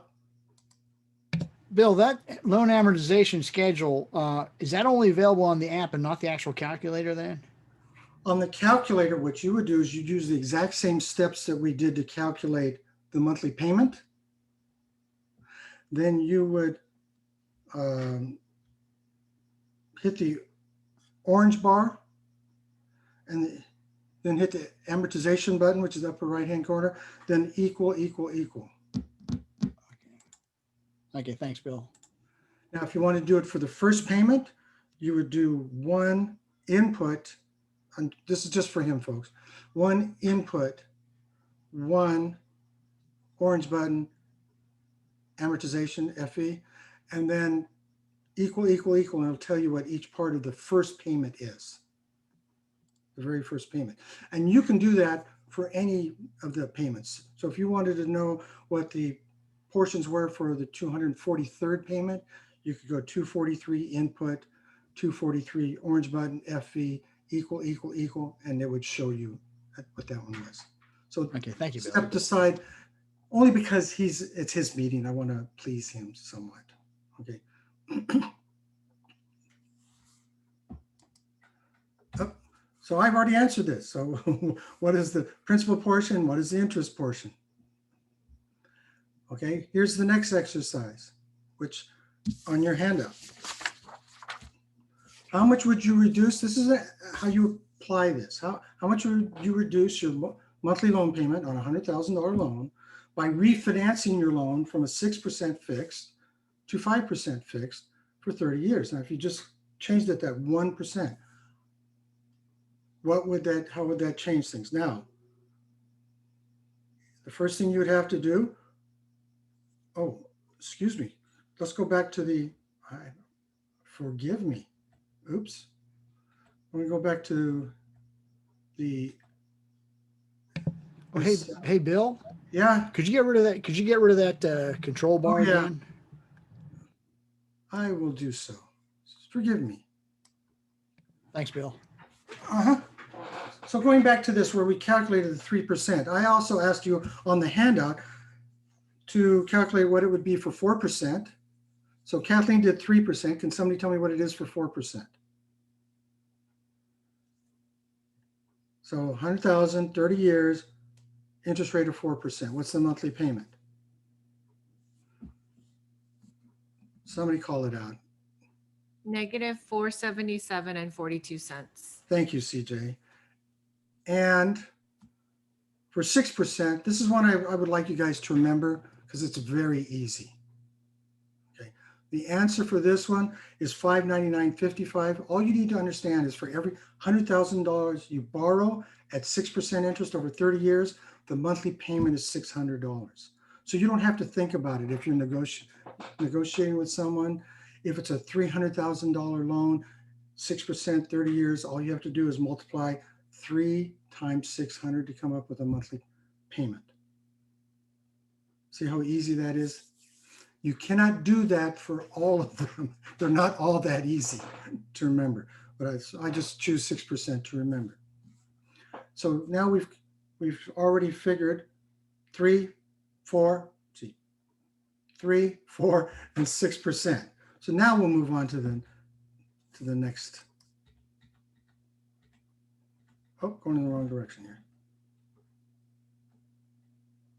So if we were to want to figure out how much our savings would be, because we'd be reducing our monthly payment, what we have to do is find out what's the monthly payment at 5%. 100,000, 5%, 30 years, fixed, fully amortized. So can somebody share with us what that is? Somebody who hasn't answered yet, please. Negative 536.82. Thank you, Louis. And what would our savings be? How much will we save every month by refinancing it 1% lower from 6 to 5? About $60. Okay, would that be positive or negative, Louis? It would be a savings of $60, so it would be positive. Very good. That's exactly right. He's had a lot of practice with me picking on him, folks. Thanks, Louis. You're welcome, Bill. May I Appreciate have you. another? So now we have, let's work with a 200,000, 8% 30-year loan with a monthly payment of $1,672.88. What are the number of payments? I gave that to you. What are the number of payments? You're solving for number of payments. Forget the 30 years. 200,000, 8%. Who will help me here? I want somebody to step forward. Just help me here, and we'll go through it together.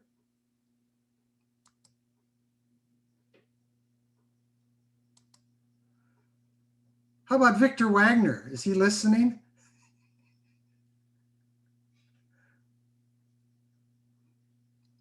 This is a long-time note guy from long ago. I guess he's not listening. Shoot. All right. You want some help, Bill? Sure, Tap. I'm listening, Bill. Sorry, my friend. Oh, Took me to- okay. Did you hear what I asked you? Okay. No, You I'll want me let to the help other you? gentleman take over. Okay, so Tap. Okay. Forget that So- one part in here. 200,000, 8% loan with a payment of 1672.88. Right. How would Yeah, we figure out the number? So we put the 200,000 into the present value, Okay. 8 into the interest, the 1,672 72.88 into the payment. Future value is 0. Why is it 0? That's what it's paid down to. Okay, That'll be the last payment. That's the future value, the end of the loan. okay, so what's Right. in? 0. What are the? That's after 30 years. What's in? What's your number for N? So then my number for N is, let me think here. Oh, how'd that work out? I What'd got you come up minus with? 88. I got a wrong Huh? number here. Let me try that again. Okay, Let me put the right numbers in here. 8 into interest. 8 into interest. Present value is 200,000. The payment, because I got to put negative for the payment. Ah, that's the mistake that so many people make. Yes, so it's 1,672.88 negative for payment. Future value is 0. And then we press N, that's 240 months. Okay, now, shoot, I forgot to change my PowerPoint presentation. On the handout tab, it says the monthly payment is 1467.53. Did you print it out?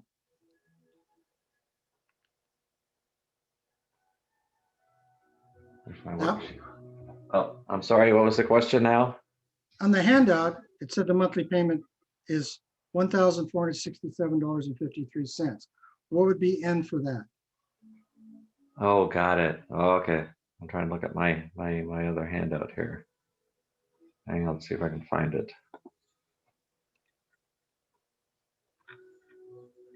By the way, my classes are experiential. That's the only way you really learn, folks, is to actually do this and practice it. I can sit Yeah. here and tell you, you're not going to learn a thing. Oh, okay, this one we're doing here. What number of payments for? Okay, got it. Let's change this. You're talking about the 1467.53 payment? Correct. Got it. All right, let's do that one. So 200,000 for the Blank out the wrong thing. present value. Interest rate is 8. Mhm. The payment is again negative 67.53. That's the payment. Future will be 0. That's 360 payments.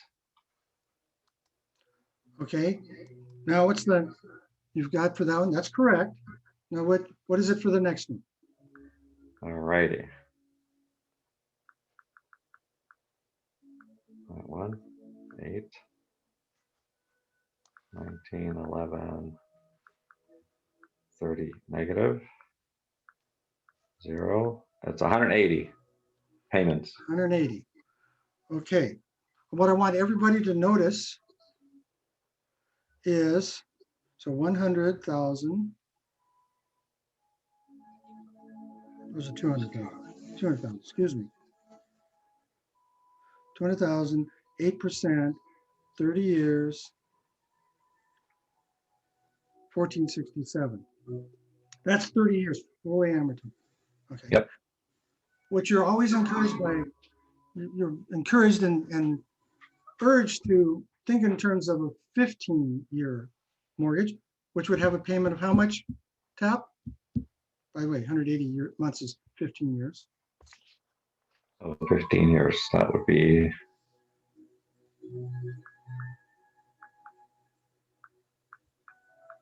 that's 180 payments. So what was the monthly payment for? Yeah, let me figure that out. Okay, monthly payment is, I gave it to you. yeah, you probably did. I didn't write it down. Hang on. $1,911.30. Oh yeah, that one, the last one. What I want you to see from this is that, okay, the difference between 15 years and 30 years is what, $450 a month? Now, I always suggest people go for the longer term. It may be a slightly higher interest rate. However, the monthly payments will be smaller for you. because, you know, something in your life may change, like a pandemic may occur, and maybe your income takes a hit because of it. Do you think that a lender who's not a government-sponsored lender is going to say, oh, it's okay to pay us less each month? No, they want their full payment of $1,911. So that's why I showed you in the previous example what the, and I do it in this one here, going back to the previous example for 30 years, where we then will show you the amortization schedule, where you can then make an extra principal payment and start eliminating interest to pay off a 30-year faster. You can actually do that to the point where it takes you 15 years. However, I don't recommend that. You'll come to a point where you'll be paying so much in principal, it doesn't make sense for you financially. However, you will have eliminated a great deal of interest. Want you to see something else from this screen here. And that is, let me get my annotation device here. And that is, so we're paying down a $200,000 loan. In 30 years, we'll pay $328,000 in rent to rent that loan. You'll pay $328,000 to rent that loan if you just make the 1467 payment to the end. That's why longtime real estate investors end up wanting to be lenders. So you're paying out $500,000 over the life of this loan. I'm going to choose someone, and I hope you will work with us. Let's see. Please work with me. I'm not picking on you just to pick on you, but is he still there? I saw Dana Pierce. Is Dana still in there? I know I've known Dana for years and years and years. Dana, you still on? Pity. I thought he moved out to back east there. Okay. Julie. Oh no, Heather. Let's pick Heather. Heather.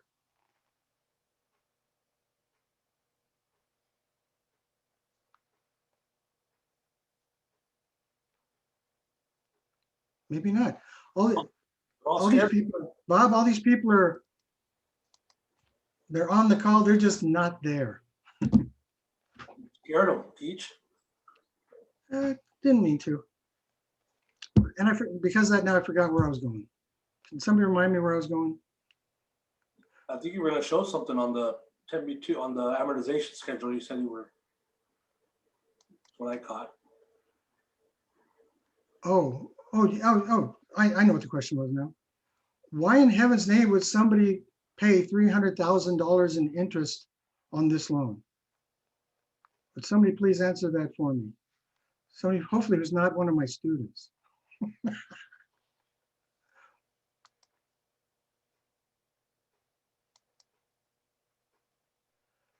Okay.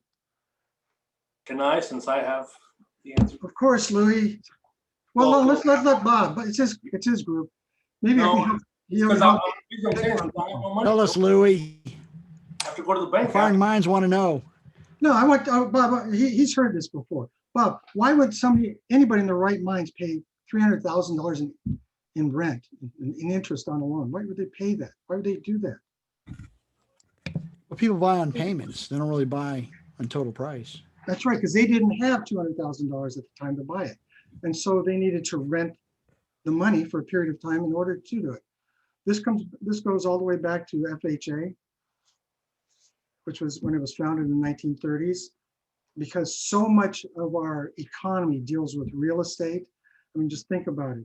Title companies, attorneys, real estate agents, loan officers. How about for all the rehab, for all the building materials? How about to rehab it, for all the furniture? So many aspects of the economy are dealing with real estate, and people could only buy houses back in the 1930s if they saved up all the money to do it, pay it all one time. The government had a brilliant idea saying, look, let's get people working, get a job, give them an affordable monthly payment, and they'll be able to buy these houses to live in, and that'll jumpstart our economy. It still works today, jumpstarting the economy. Does that make sense? Yes, no, maybe, folks? Okay. I'm gonna just stick to my handout and forget the monthly, forget the PowerPoint for a while. So number 3, what's the interest rate for a 100,000 30-year loan with payments of $877.57? Well, since I'm not getting any help, I'm going to do this myself. So we put 100,000 into PV. It's a 30-year loan, so we go 30. Use a shortcut here. 30/60 goes into N. We know the payments are $877.57, and we know it's a payment coming out of pocket, so we know this is going to be negative. So we tap the payment, put it in there, and we know the future value will be 0 because it's fully amortized loan. Solve for I, it's a 10%. Now, if we were to change, well, we would change one thing. If we're going to change the monthly payment to $599.55, remember, negative because it's coming out of pocket, put that into payment, and we solve for the interest rate again. We see that the interest rate is 6. That's the one I asked you to remember.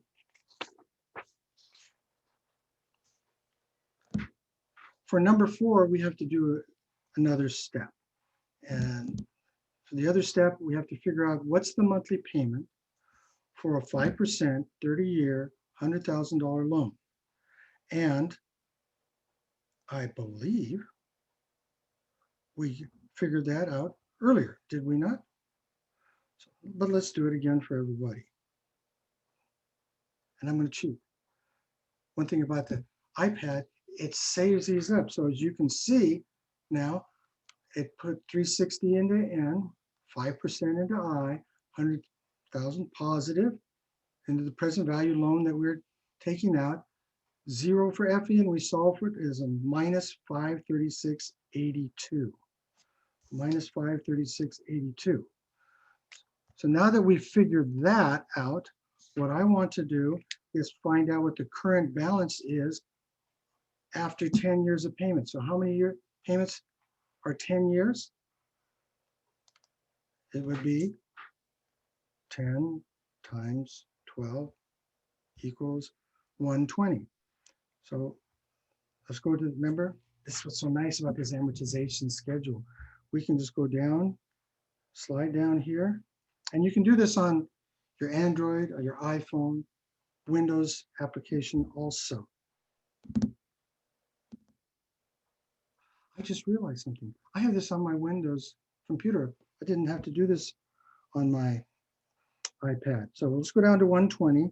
And if you look at 120, save that for next time, we'll see that the principal portion, the actual part of the payment that we pay on our loan, the actual portion that makes it smaller is $196.26 for this payment.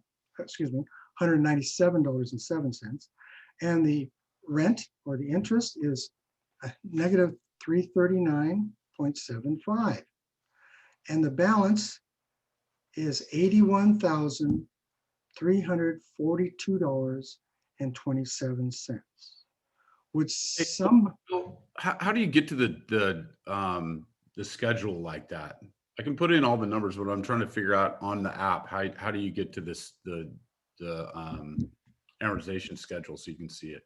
Thank you for the question. By the way, in the future, if you have a question, give me your name first. So do you go by Robert? Yeah, it's just Rob. Rob, okay.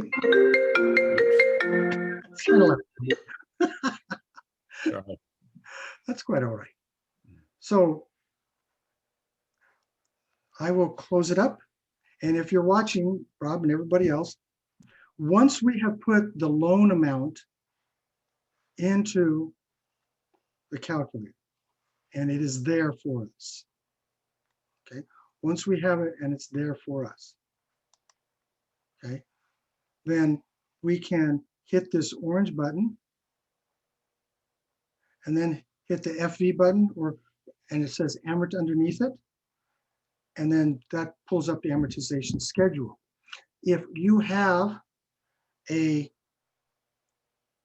iPhone, Android, you can, instead of doing that, what you could also do is go to these 3 lines in the upper right-hand corner. And for some reason, I don't see my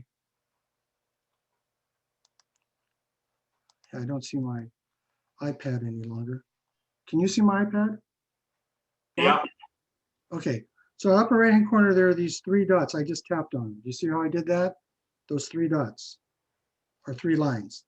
And you can come down, Rob, you can also do that by doing these 3 lines, then go down here to where it says amortization, tap on amortization, and it'll give you the amortization schedule. It's just different than the one I showed you,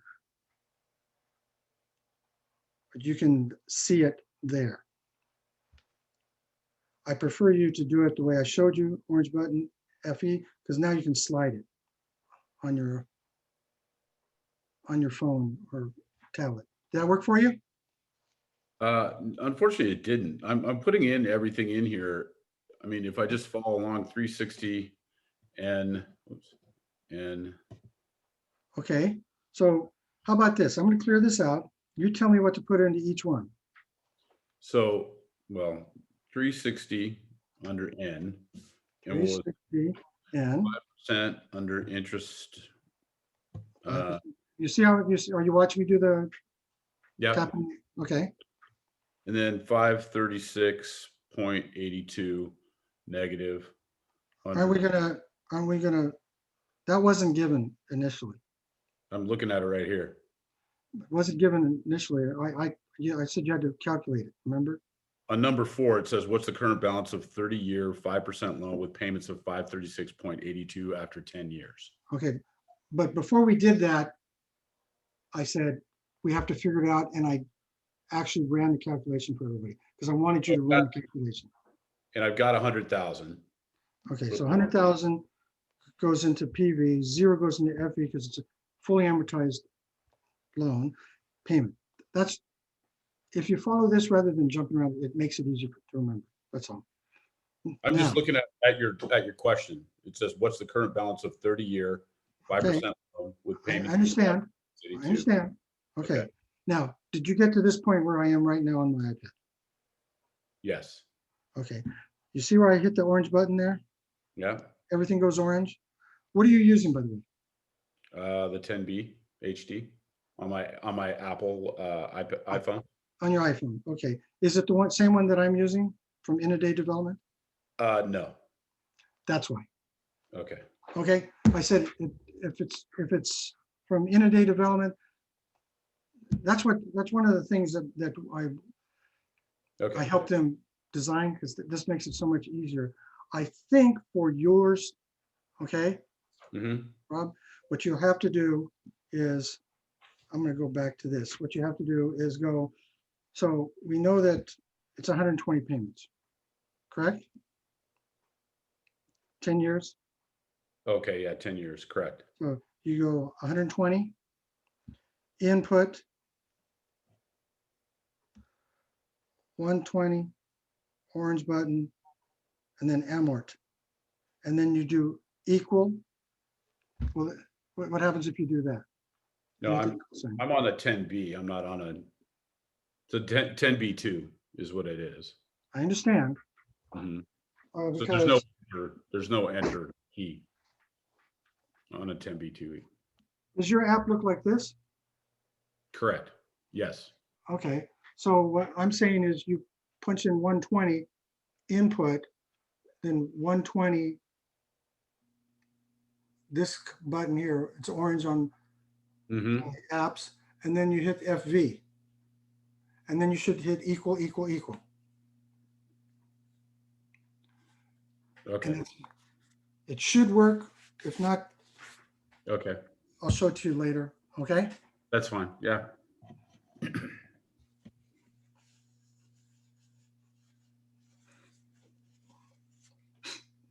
I'm using an app. It's so much easier.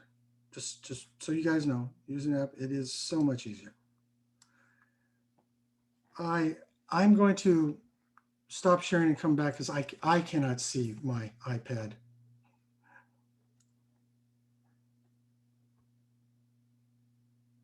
So that everything I was doing for you.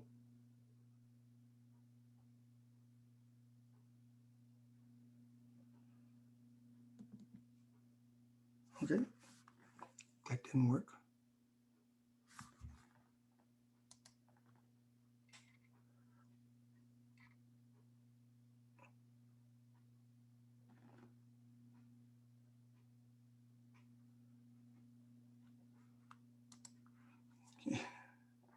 I don't know if you can see what I just did, but I'm opening it with the Windows version. Since I'm having trouble seeing my app here, we're going to work from this, and I hope I haven't done this, so this is an experiment for all of us.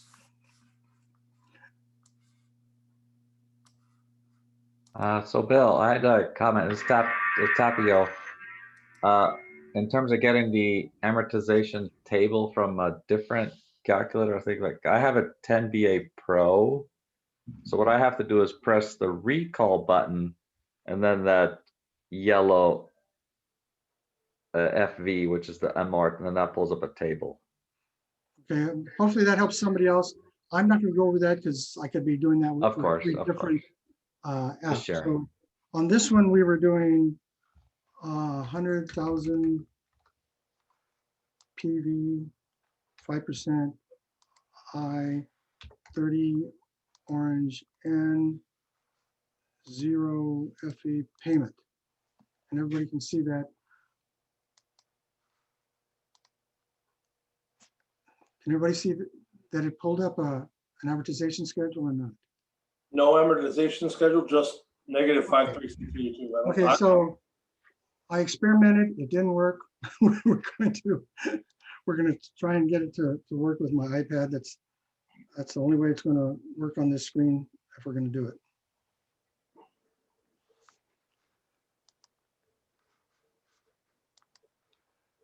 And I think I know what the challenge is. I've had this issue when I flip back and forth as a host, when I go to different screen and then all of a sudden Zoom doesn't keep up with it. There, I think it was coming up. It is. Okay, so Rob, work with me here. I'm back. So Rob, in 10 years, how much in payments have we paid?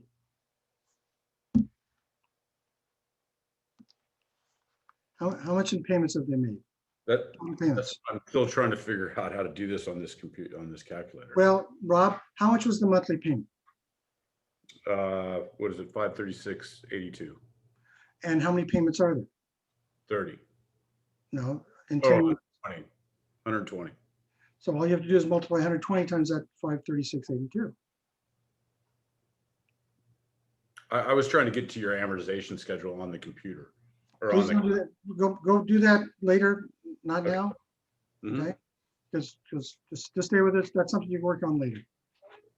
Okay. Okay, so 64,418.40. So I just want people to realize that they paid down to the loan from 100,000 down to 81,000. So less than $19,000 in reducing the amount that we owe, and we've made $64,000 in payments. So approximately 45,000 in rent, interest payments. That was the reason for that example. So now let's move to number 5. What's the monthly payment of a 20,000, 24% credit card debt if you only pay the minimum payment? First, how long would it take? And would somebody who doesn't know me, please speak up? Because this is common to everybody. This is a credit card, folks.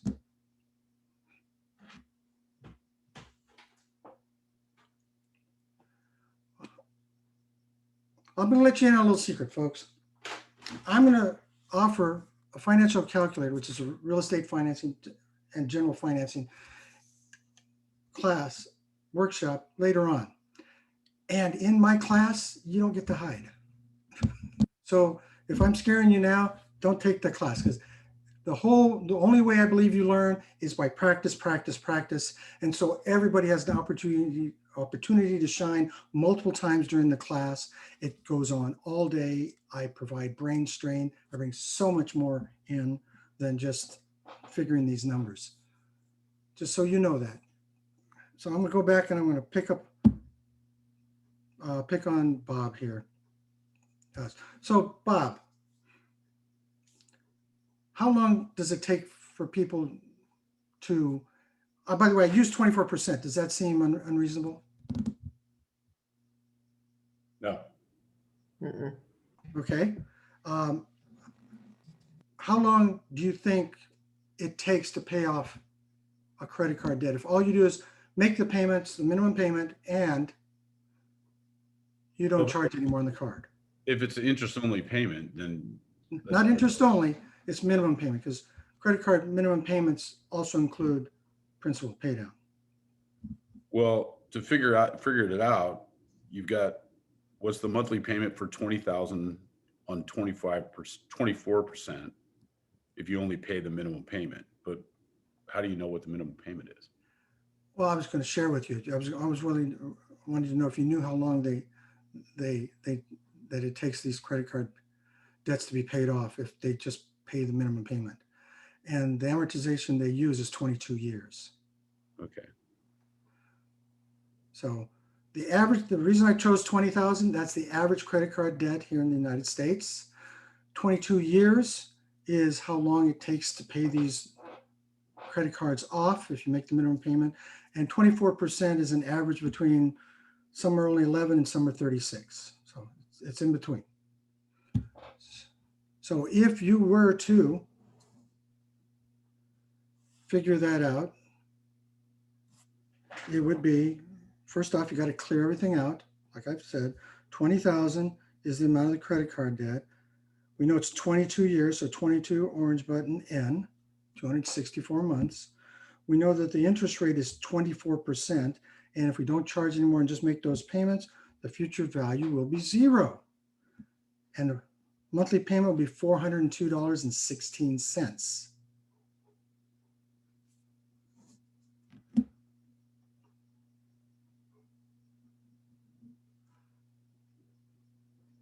If somebody were to make that $402.16 payment for 22 years, how much will they have paid in total payments?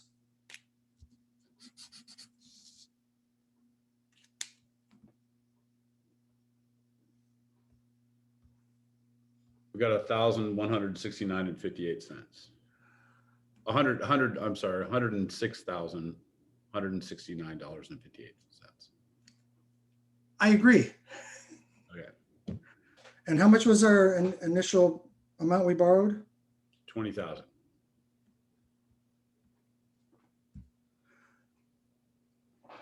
Oops, excuse me.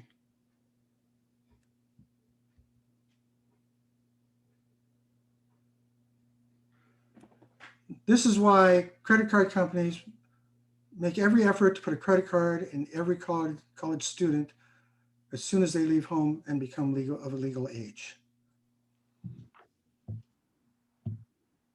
That is why I like to say they rape, pillage, and burn. But they're providing a service. And they're also teaching bad habits to our kids. I used to teach kids about financing. So what's the number that you just can't wait? What did you just do right now? You took the 100 and something and. Okay, if you multiply, I'm going to recall the payment, multiply that times 264, which is 22 years. We come up with 106,000. Okay. How much was the original amount that they borrowed? Was 20,000.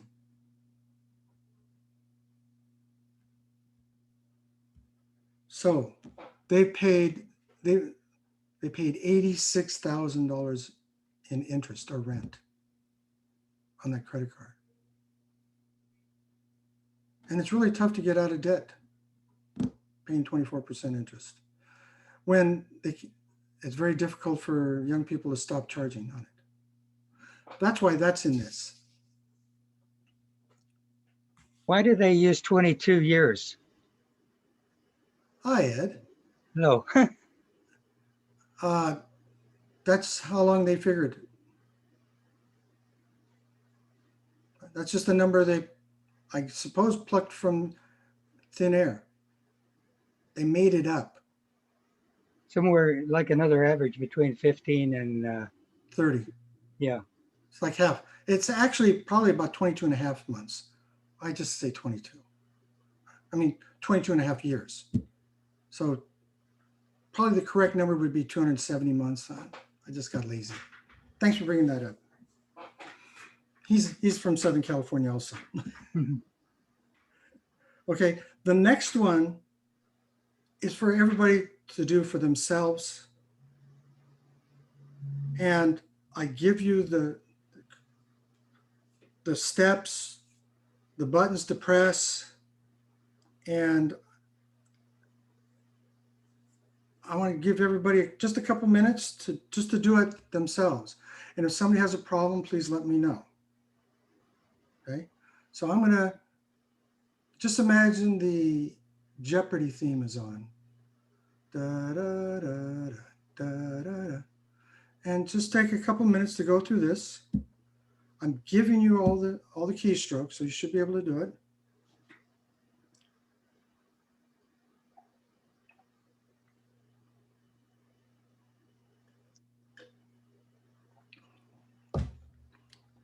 So this has practical application for people.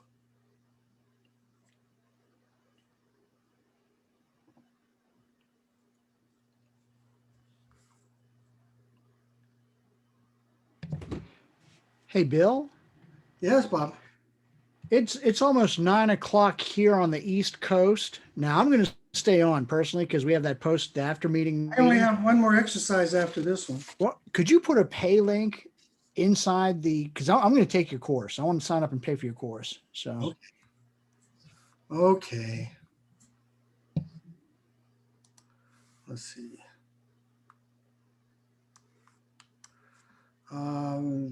This is the kind of stuff I need. This is the stuff everybody needs, not just for real estate, just for their lives. I'm not just saying that. Love to teach. For some reason, I'm not able to get to the chat box right now. Don't know why. Oh, it's over here. Excuse me. I want to be a bank too. That's right, Sarah. That's right. Aspiring lender, Shakla. Okay. Yeah, I'm okay. It's getting kind of late for some of our folks. I'm okay because yeah, there it is. Okay, great. 9 o'clock is the bewitching hour for my meetings too. This is my financial calculator workshop. Let me add some other things for people if they want. Hey, if they want to leave, that's fine. I'm going to provide you some information. Bill, it's not this Saturday. It's a week from Saturday. It's the 27th. So, yeah. So I think it's 2 weeks, isn't it? Yeah, 2 weeks. Yeah, I'm sorry, 2 weeks. Yeah. Okay. I'm also going to share the link to Wednesday's meeting again, this Wednesday.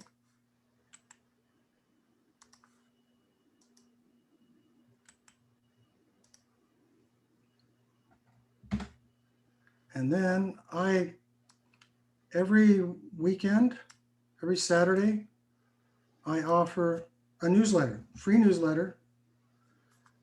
CJ's very much part of that. And here are the last three, links to the last three newsletters. And what I do is I find articles that are of information, general information. Some are specific to California, but Most are not. I think most are not. Anyway, I'm proud of the fact that it's been opened up in 36 states and 34 countries. People follow it. That's a lot. And we get about 400 people that open it up every week. So those are the links.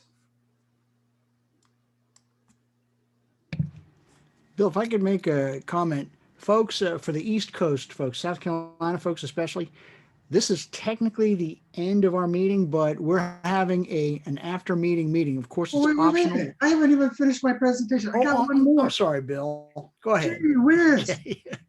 Oh my gosh. I'm cut off. There's only one more exercise. My bad, Bill. If everybody has the handout, they can see it. And there's a reason why I made this one last. So here's the very last exercise here. Oh no, there's two. I apologize, Bob. There's two. B, you want the $200,000 property, but realize you can only put 3% down. Folks, what's a 3% loan down? It's on an FHA loan. That's one of the largest lenders out there, FHA. So we're going to put 200,000, 3% down. So multiply times 3%. Hope you saw where I did that. Hit the equal sign. Tells us the down payment on this will be 6,000.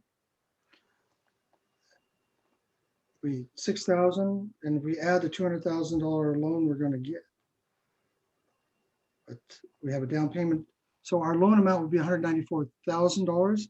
That goes into the present value. The interest rate is 7.5%. It is a 30-year fully amortized loan.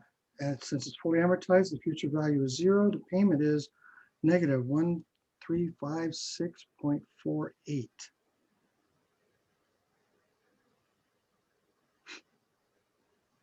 Now that's something anybody can do for themselves to figure out how to, when they buy a car, when they buy a house, anything they buy on time, they can figure it out just like that. Let's go on to the last one, which is if you deposit $1,000 today. So which one of these is today? Present value. So if you deposit $1,000, now this $1,000, if you deposit it, is it from putting money into our pocket, or did we take money out to deposit into a bank? Negative. It's negative because we're coming out of pocket for this one. So change the sign, and that's today's present value. Now this is a savings account. We're not going to put any more money in it for the next year. So how much is the payment amount? Payment amount is 0 because we're not adding to it. 1 year, that's 12 payments. And I chose 1%. I don't know what your banks and savings or credit unions are paying over there, but mine is paying less than 1%. 1% is easiest to use, but mine's paying less than 1%. So I'm using 1%. What would be the value after 1 year? $1,010.05. So how much interest would they have gotten in 1 year? $10.05. Why did I bring this up? If you find a seller who has equity in their property and you want to buy their property and you ask them, why are you selling this nice property, this nice house? Then what are you going to do with the money? If they're going to put the money in the bank, could you offer them more than 1% and still do right by yourself? In fact, the next one says 4%. So let's say, change this 1 to a 4%, and they will only get $40 versus $10. But the way you say it is, you know, I can give you 4 times what you'll get in the bank. Or if the bank's only paying 0.5%, I can pay you 8 times what you get in the bank. That's the easier way to get seller financing, you know, and they get it every month and it'll be for a long period of time. That's the end of my presentation. There's my contact info at the back. Can you put the link? I keep my classes small. They're intimate. So what was that you asked for, somebody? Can you put the link to that, the app Sure, Rob. where you get your app, the calculator app? Oh, where I get it from? Yeah. Here. It's inadaydevelopment.com. inadaydevelopment.com. And there is the link to it. CJ, are you laughing at me? Now, I'm opening this up to any question, real estate or note related or finance related. I have a real estate type question. Okay, Ed. Ed used to travel, occasionally would travel 100 miles to attend my meeting. Just thought I'd share that. I have a balance on my property of, let's see, I think it's 69,000. And I have a PMI of $67 a month. Okay. And if I pay Ed, before we go any further, there's some people on here who may not understand what PMI is. Okay. So the PMI is a mortgage interest payment. It's mortgage insurance. It's a mortgage insurance. Because you made a small down payment when you bought that property. FHA, yeah. Right. 3%. Right. So they are insured, they're making you pay for their insurance. So in case you don't pay your loan, they will seek to get repaid via the insurance company. Okay. There's a company that's getting paid to ensure that if you don't pay, they'll pay the lender. Oh, okay. Okay. Now, how long ago did you buy this property? Well, I was going to say, I bought it in 2009 and I refinanced 2 years later. Okay. What I would, and this is for all of you. I don't know what just happened. Did you just cut me off? Okay, my screen changed. Anyway. But I called them. Well, hang on, Ed. Okay. You can either use sales comparables or you can get an appraiser, pay an appraiser for an appraisal of your property now, submit that to cut off the PMI so you don't have to pay anymore. Because since 2009, your property's increased to where there's more than 20% equity in it. I'm positive of that. Just anywhere in the country, that's the case. Well, mine, they told me that didn't apply to me because I refinanced in, I think it was 2011. And they won't take it off even if your property appreciates until you pay it down to 79% or something like that. If I was you, I would go over if you still have them, and it's a good thing to keep these things, but I would go through your loan documents because that does not sound right. Okay. Mm-hmm. Well, anyway, I called them and they said if I paid it down, if I paid $6,430, to bring it down to that ratio, they would take the PMI off. Okay, now, Ed, $6,000, divide that by how much is the PMI 67 a month. So divide that into 6,000. How many months would it take for you that you'd have to keep that loan in order to get that 60, to say, I've saved that $67 a month. Okay, so divide what again now? They told you, they want you to, that's right, remember. 6430, yeah. Divided by 67. 95. So divide 95 by 12. Okay.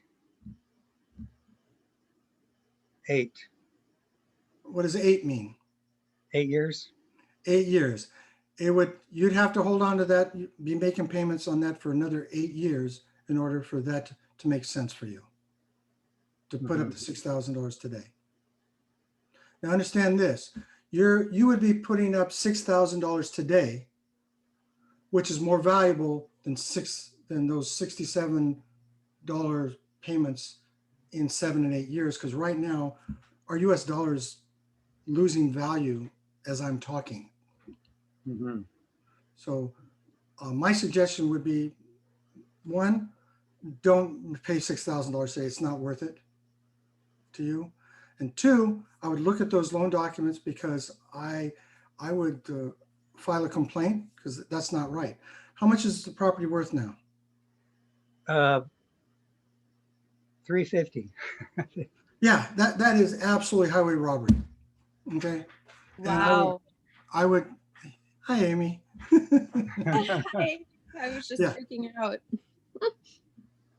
That reminds me of my sister.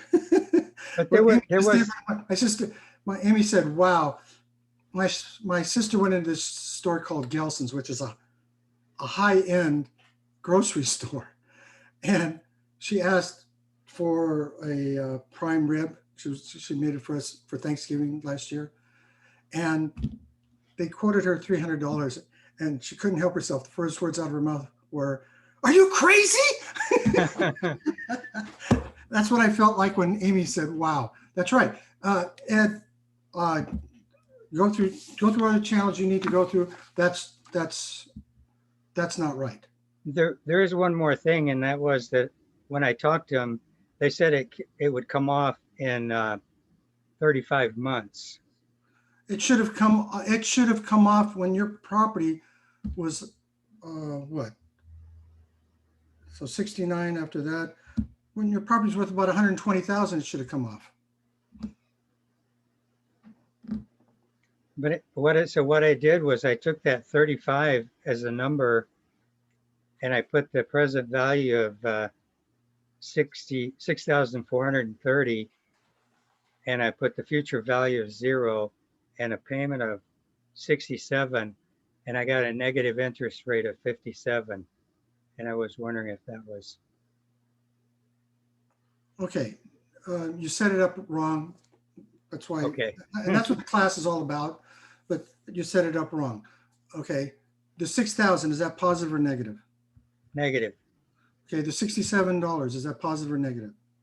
Negative. Incorrect, because it's a positive. $67 savings every month. So You'll that'd be be positive. saving that. That should be positive. Yeah. Okay. Just, hey, students make that mistake all the time. Let me move on. Anybody else have a question that I can hopefully help with? By the way, this is the more fun part of the presentation for me. I wanted to make comment on Bill's payment. So wouldn't it be better if he just refinanced and he would be able to get rid of that PMI and he would qualify for that? Well, yes and no, Ramiro. One, I don't know if he can. Okay, do it. Two, he's already refied, so this doesn't apply. But what happens is here in California, and I'm not sure what it is in South Carolina and other parts of the country, when you get a purchase money mortgage, okay, the lender can only go after the property. They cannot go after the borrower. In mortgage states, like South Carolina is a mortgage state, and all the other mortgage states, the lenders have recourse so that if the property is sold and they do not get repaid for the loan, then they can go after the personal assets of the borrower. That's a bad thing. Now, here in California, purchase money mortgage is non-recourse, meaning they can't go after personal assets. But once you refinance, they slip that into the mortgage agreement that this is now a recourse loan, and they can go after your personal assets if you're unable to pay them. Understand this, everything in a loan is negotiable. And so what I like to do is I go to that section wherever it is in the loan documents. And here's another thing for your notes, everybody, for your notes. Get your final loan docs at least 3 business days before closing. At least 3 business days. Why? So that you can read them. Because they make mistakes when they put together these documents. And if you sign them, you agree to all those mistakes. And most of them will not be in your favor. And this goes with real estate transactions, car transactions, all of them. Get them at least 3 business days before closing, or don't close until you have read the documents.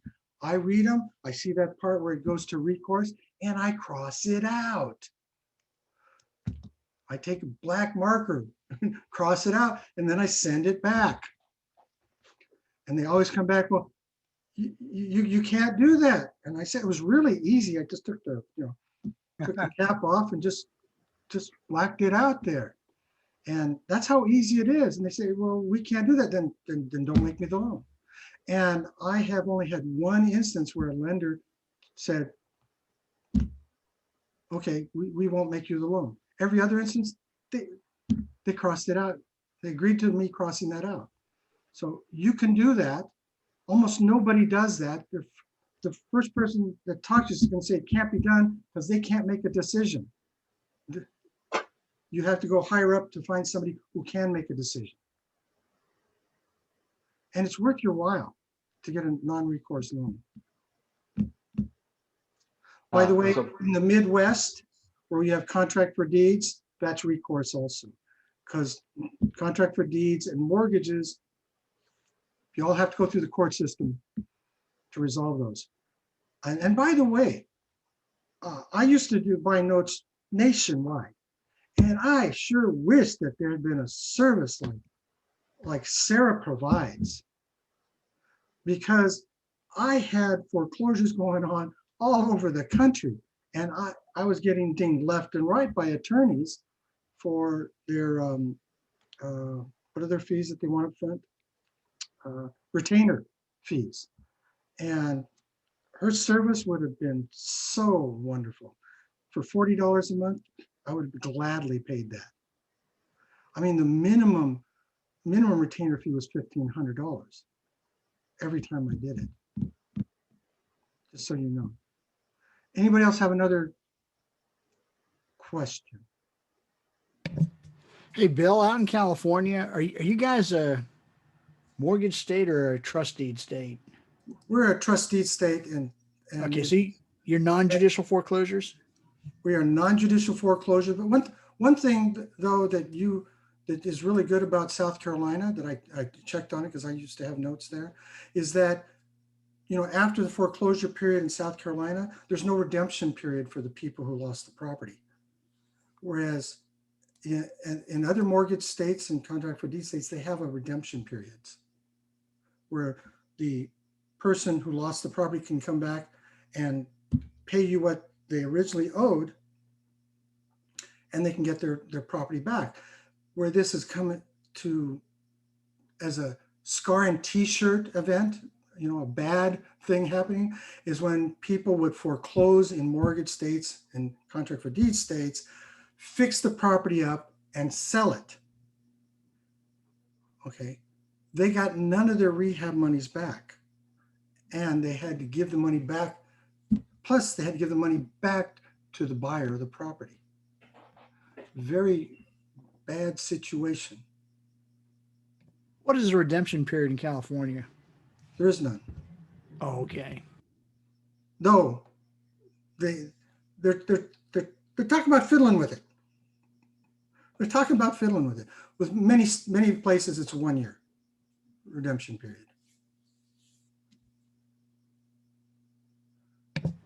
Yeah, We South do a lot of bad things. Yeah, And then South other Carolina states- South Carolina does have an upset bid period for deficiencies, if deficiencies demanded. Explain that. Okay, if there's either deficiency demanded or waived. Okay, deficiency is because the property is sold and it wasn't enough to cover what was owed the lender. That's correct. That's correct. And they get a So, deficiency judgment. It's called a deficiency judgment. Exactly. Now it's really tough to collect deficiencies in South Carolina anyway, so they're usually waived. But for the occasional one where they're demanded, there's a second. If the deficiency is waived, then what happens at the foreclosure sale is what happens. If it's demanded, 30 days later, there's a deficiency sale. And if you bid at the first sale, you can't bid at the second one. Do you have something like that? If a deficiency is demanded for the rare case in South Carolina, if you bid at the first sale, 30 days later, you're not allowed to bid at the second sale. Do you have something like that in California? No. When we have, remember, we're deed of trust versus mortgage. Okay. So deed of mortgage, you go judicially. You go through a judicial process. Here, we have a neutral third party that does the foreclosure process for us. They're called trustees, and they have a trustee sale. Now, we just had our foreclosure laws changed dramatically as of January 1st. And there's a dramatic change, and we're still, foreclosure trustees are still trying to figure it out. I can tell you this, how it is here in California, that the only properties that are getting foreclosed on are vacant properties, and the trustees are not even consider other loans for foreclosure, not even beginning to consider them till April. Most likely we're talking about October or 2021 for foreclosure now. It is absolutely ridiculous. But it's a function of COVID too, because we're going to have to do things through the judicial system now, and bankruptcies and divorces and things like that are of greater importance than a foreclosure is, and they still haven't even done the criminal cases. They still have so many criminal cases, so we have many things to work out through the court systems, and that's like that throughout the country. The courts are swamped, and they haven't even seen the bankruptcies that are occurring for all these small businesses that are going belly up.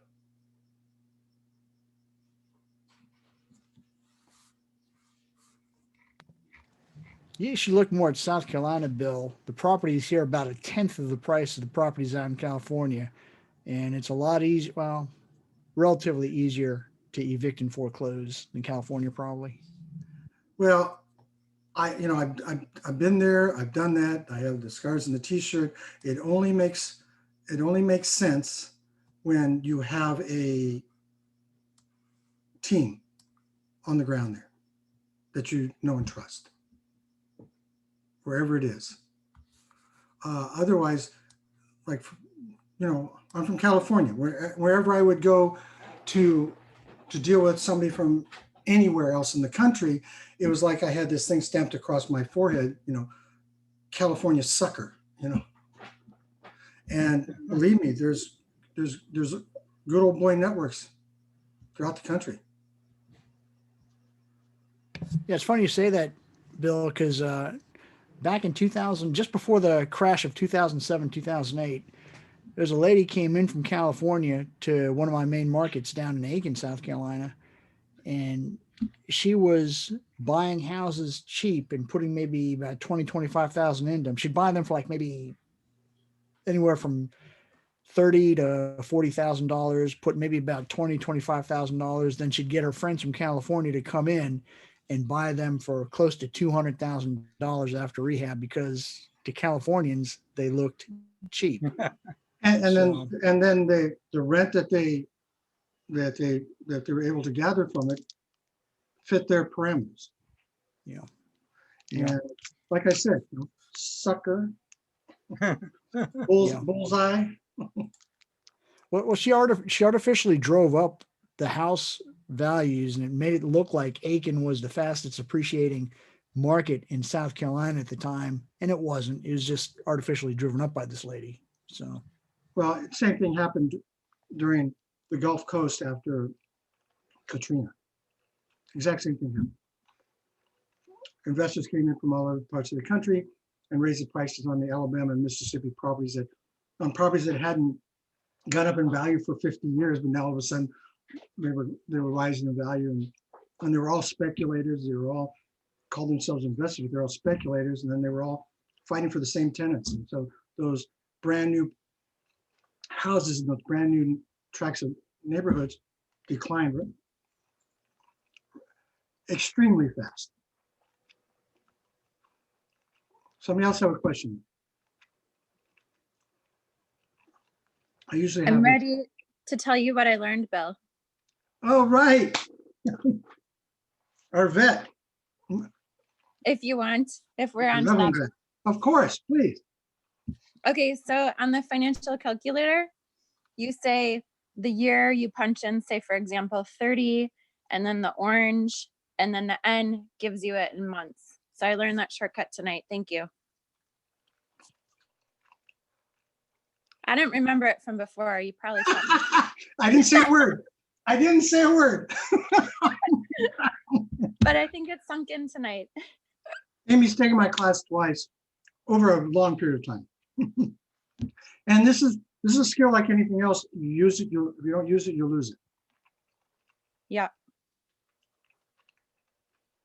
Okay, so Bob, what did you learn tonight? well, I've been using a Texas Instruments. I've been using a in fact, I have it in front of me.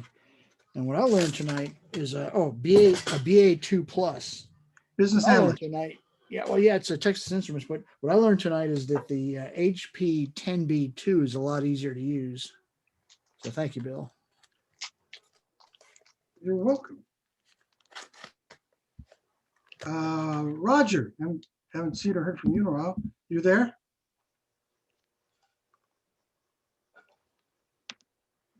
Okay, moving forward. George Fogel. Hope I'm getting it right. I'm in here, just been listening. What'd you learn? I'm sorry? You learn anything? Well, I'm still in the calculations mode, so I'm gonna review it over some more. Probably hear my little boy in the background.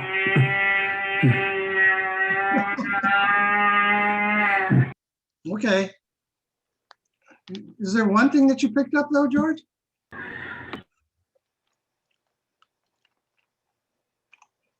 Maybe not.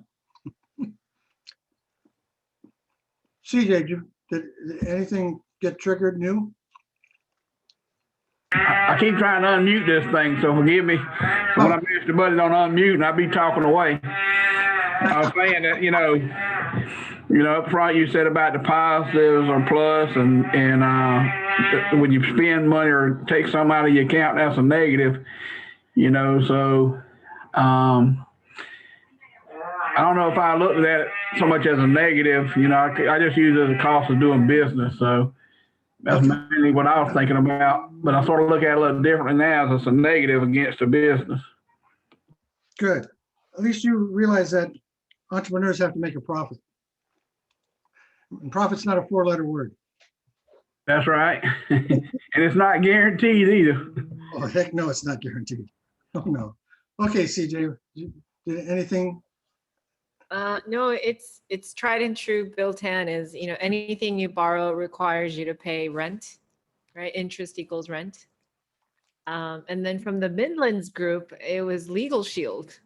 So I've paid my fair share of legal fees. So that was very, very interesting. So thank you so much for allowing us to join you tonight. Thanks for being here, CJ. Appreciate it. It's great seeing you again after, when's the last time we went to Cincinnati? Oh, that was a few years ago. Yeah, I met Bob out in Ohio. So for a notes conference, so it's really great to reconnect. Yeah. Yeah, it's great seeing you again, CJ. I skipped that one. Tap, did you learn anything? Yeah, for me, it was a lot of review. But I got a little rusty there, so doing the exercise was very good. Thank you, Bill. And also the shield thing. What was it called again? The LegalShield. That was very interesting. Beagle. Yes. And so that was very good to kind of. I learned a little bit more about the usefulness of it. So Okay. thank you for that. But yeah, so review for me because I took a class before. I know. Thanks, Don, Bill. you're welcome. Don, Yes, sir. you learn anything new from last time? Yeah, no, I like that part about the 222 month bill, pay off credit card debt. Okay. I like that. Thank you. Mm-hmm. I was wondering how they came at 22 a month, but I guess that's credit card company. That's what they. 22 years. Yeah, 22 years. Yeah. Well, 224 payments, whatever it was. So. 264. Okay. I've been teaching this class for a while. I'm old, but I couldn't remember. I don't know who JESC is. What'd you learn? Or did you? Or are you there? Okay. Helen. What'd you learn? So these people... Hi, Bill. You know what? I'm still at work. And so I've just been listening and I'm so disappointed I wasn't able to pay close attention. So I guess what I learned is I need to carve out some time for this to put my full attention on it. Okay. Well, thank you for listening to us while you're working. Yeah. My boss isn't that happy about it, but tough luck, right? Well, I think you're working your way out of a job, right? That's the goal. Good. We're here to help. We're here to help. Thank you. Uh-huh. Ron. What'd you learn, Ron? 10B2 was very interesting and it's something I need to brush up on for sure. And just overall general information. So it was very good and a very intense person. So maybe I'll get a chance to take your class. We'll see about that. Okay. I hope so. I have fun. Yeah. Sherman. Sherman.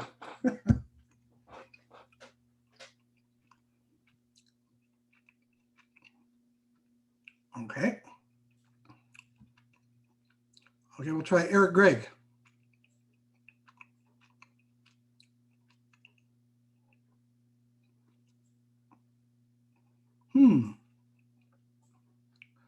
How about Joe?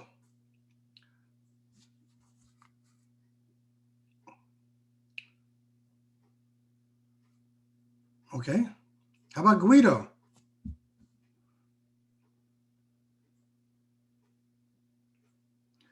Well, they're here in spirit, not in person. Ed, did you say what you learned? Yeah, no, I was going to say I learned a lot, but a couple of things. One is read your contract. Thank you. If And nothing else. Another one is to get the app. It's better than the calculator. Most important one was read the contract. Get the contract 3 days before and read it. Because nobody ever does. And what happens when you go to a closing? They just say sign here, sign here, sign here, sign here. I used to tick them off because I said, you didn't provide to me. I have to read this through. Oh, especially when attorneys were present, that would really make me smile because it would tick them off. Because I said, hey, I made it very clear. I wanted them 3 days beforehand. Didn't happen. You guys got to wait for me now. And then after an hour or two, I'd say, you know what? I need more time. And I would leave with the documents. I said, Let's come back in 2 days. I'll be here. Hey, Bill, this is Tapio. What was that one line that you said that you'd cross out? Recourse. Recourse, that's it. Okay, thank you. So that we're personally liable for any shortage. By the way, does that apply for a refi in California? Or is it state Yes, matter? that's what I said. Refis are on every refi, you now have recourse. Unless you cross it out. Kristen, what'd you learn?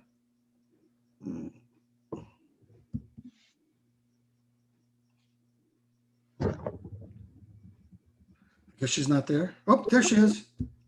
Hello. Hi. Hi. How are you?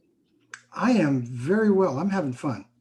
Now that I'm not asking people to help me with my presentation, just, what did you learn anything? Okay. Yes, I learned that now I hate math. Math can make you money, Kristen, and it also can cost you money. But it's a I really know. important thing to know. I know, but it is a little complicated, but I am learning though. I just took some notes down. Good. Especially in the process of building my new home. So Hey, Kristen, when I buy your wedding gift, she has an upcoming wedding. When I buy your wedding gift, I'm gonna have to Okay, now, calculate wait a the minute, wait a minute. amortization rate You on the told payments. everybody that's your daughter. Aren't you paying for the wedding? I thought you paid my wedding, Dad. I mean, everybody on this call heard that he said that's his daughter, right? It's either that or cats. Right? Exactly. I'll send you an invoice, okay, Dad? Thank you. Okay, I'll calculate the payments and the interest rate, okay? So what was I interrupted you with? I did hear daughter, so I figured he had to get up there.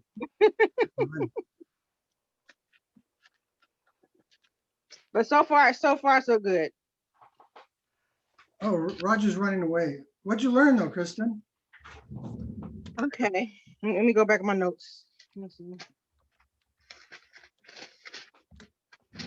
Well, I can tell you this, when it comes to the principals, you're thinking you're paying for the actual amount on your loan, but it ended up being a lot more due to the interest, for sure.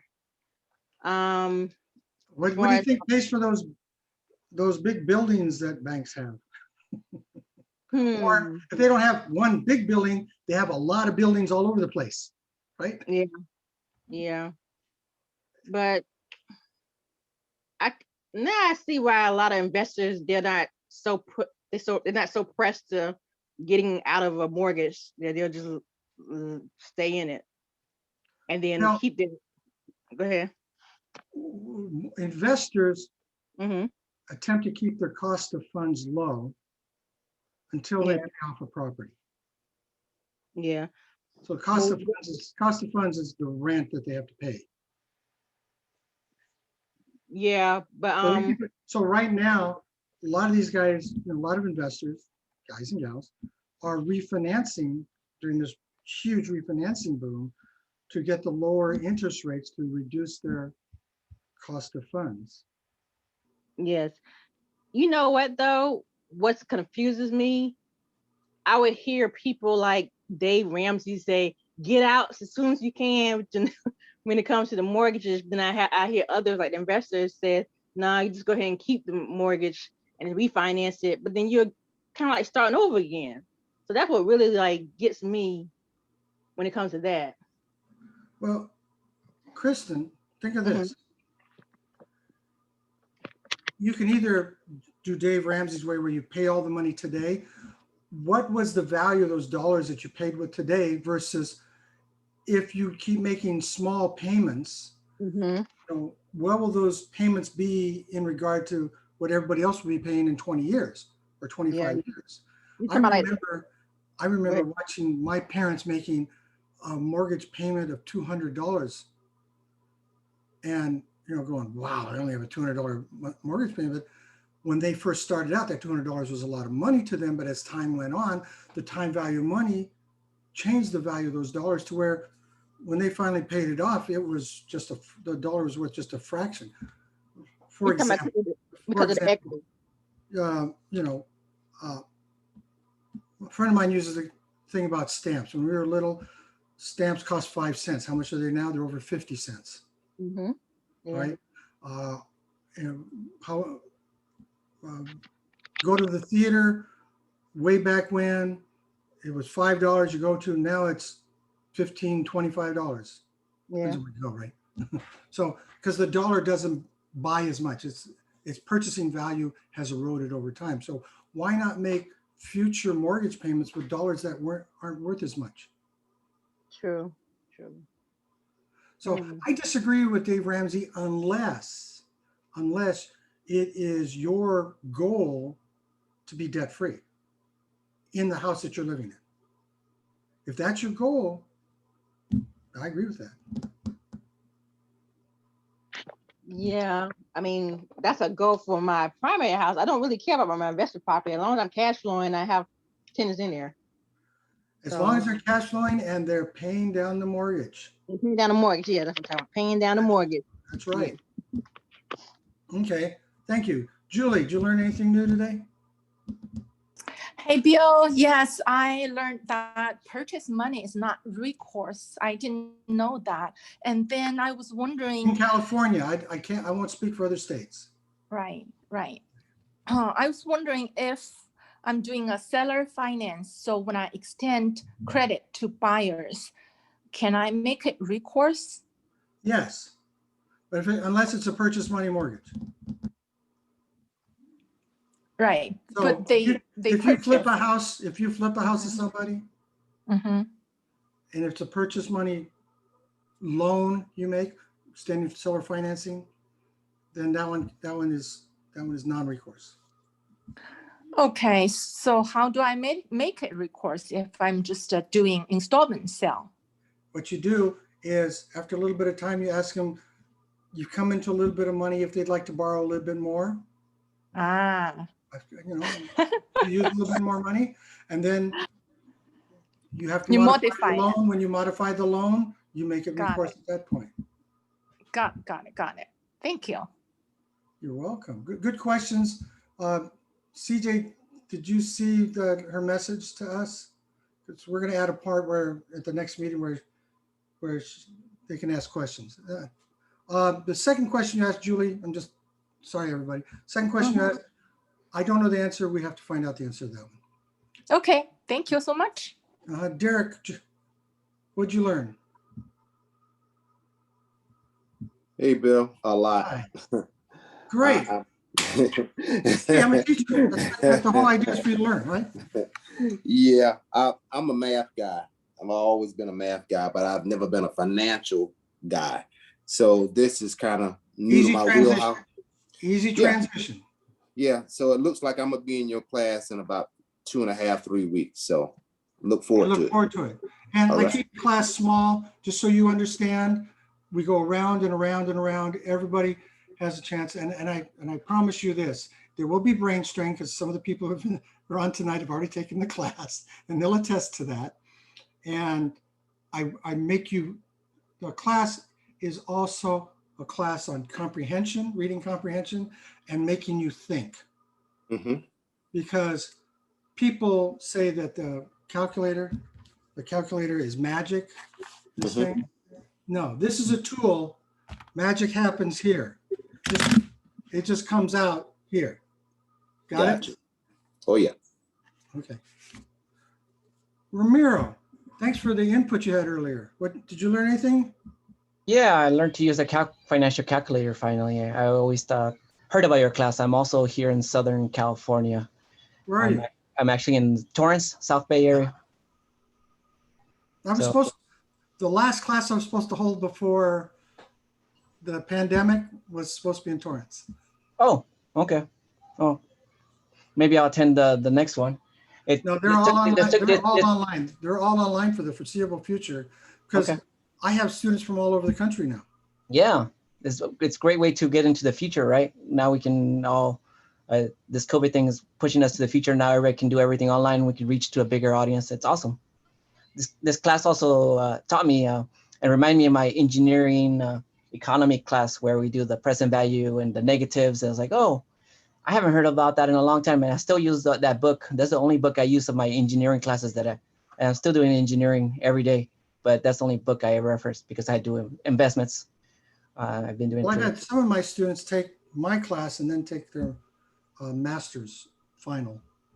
Oh. And I'm not sure what the class was, but they took it on my class on a Saturday, and they had their the final in their master's class on Monday. Wow. He didn't flunk. He passed. A lot of work to do. I'm sorry?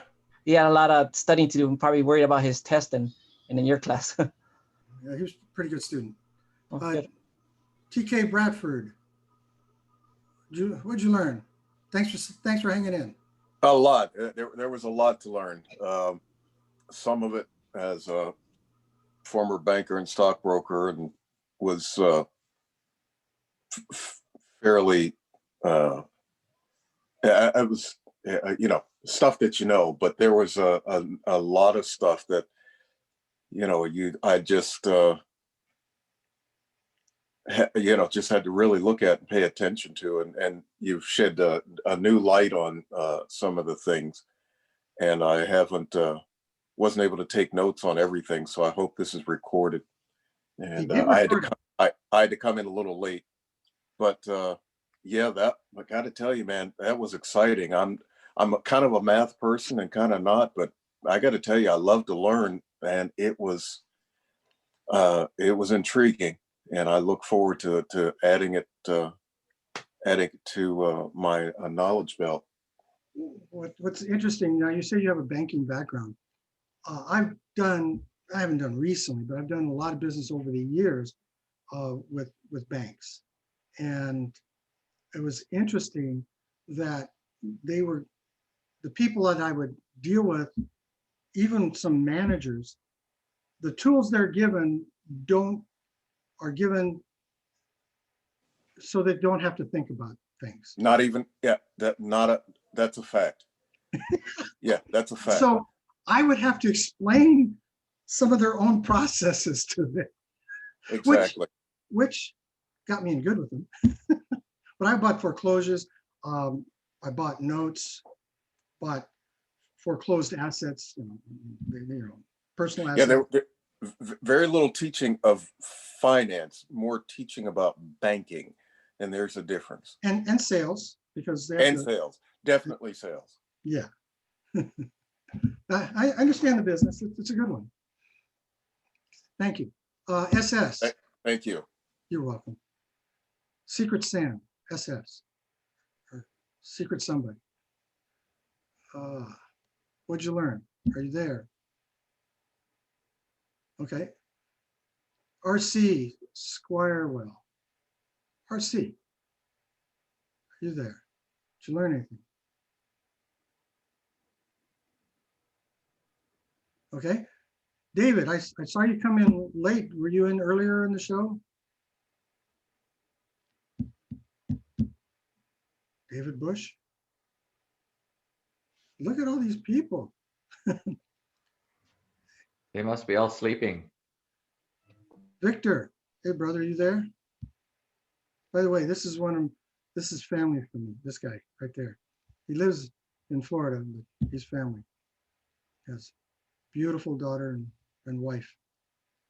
And I traveled across the country to be at his wedding. And he's not there for me. Oh, is he? I guess not. And who is 626? Oh, there you are. Yeah. Sorry, just left another meeting to come back to yours because I know your meeting after the meeting is some of the best stuff there is. Hey, how's Steph? She's doing great. Thank you. She's in her school routine, and we're pretty much in school here. We don't have, there's probably about a 20% doing the virtual at home, but for the most part, kids are in school, so that's a little different than probably where you're at. So it's working out well. How's Linda doing? How is she wrapped up in all that stuff? By the way, those you don't know, my wife's a teacher, and this is a vacation week. Okay, great. Good, good. Well, say hello to her. Give her my best as always, brother. Yeah. Thank you for coming back to this. This guy knows numbers. Yeah. And finally, who's 626-232-8130? I don't have my phone, so I can't check to see if I know that number. What'd you learn?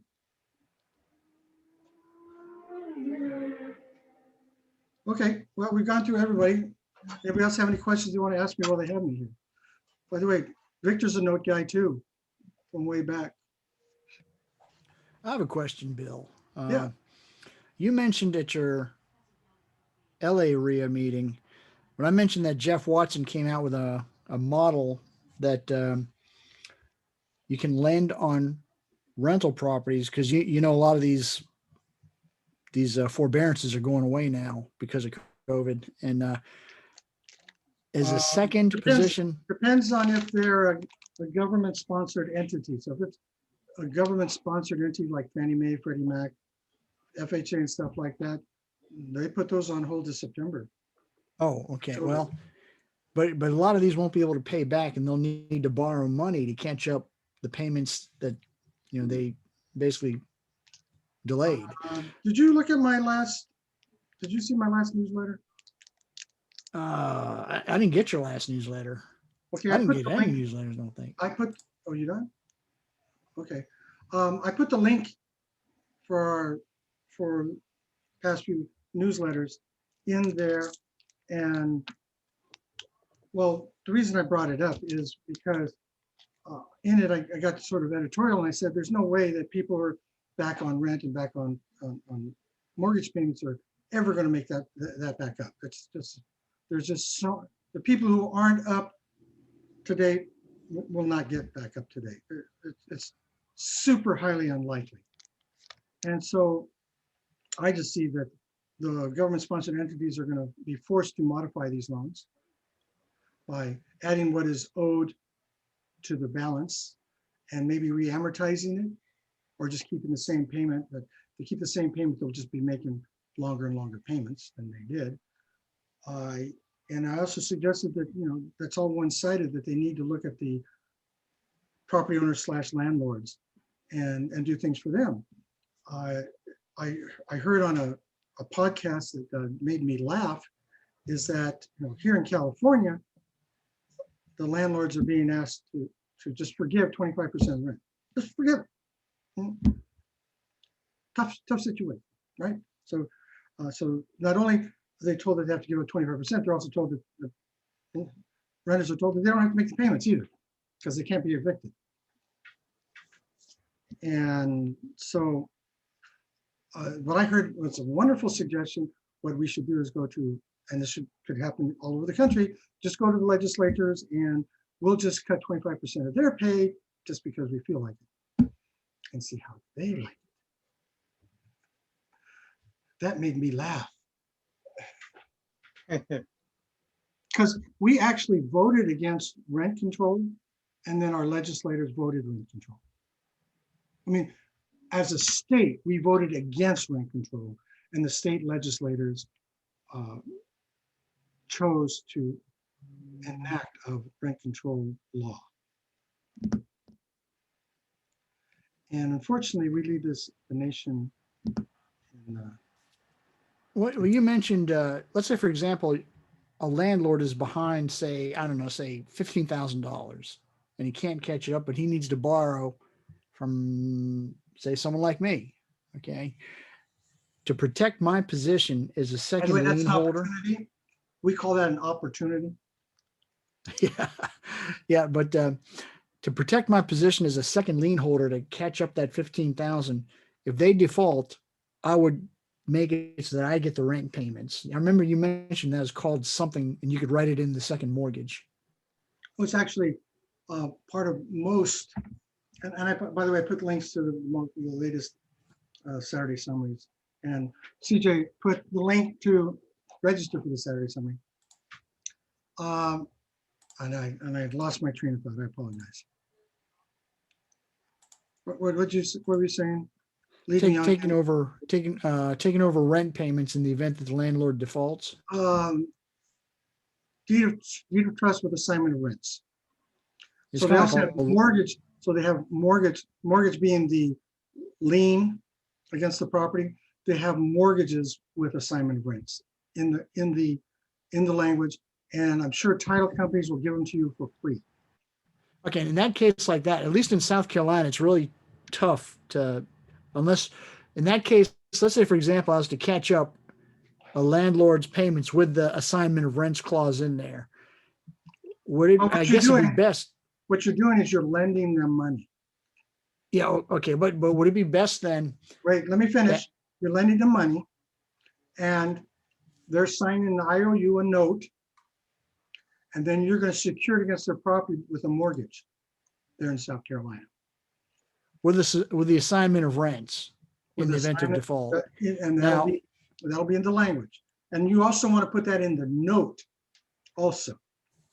Not just in the mortgage, but in the note, because it should be in the note.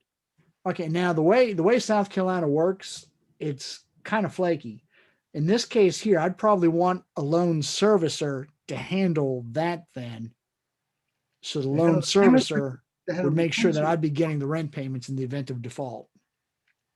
Does that make sense? Is that right? Well, the assignment of rents just gives you the legal right to do it. You might have to enforce it, and you might have to go to court to enforce it. Because they might not do it to give it to you.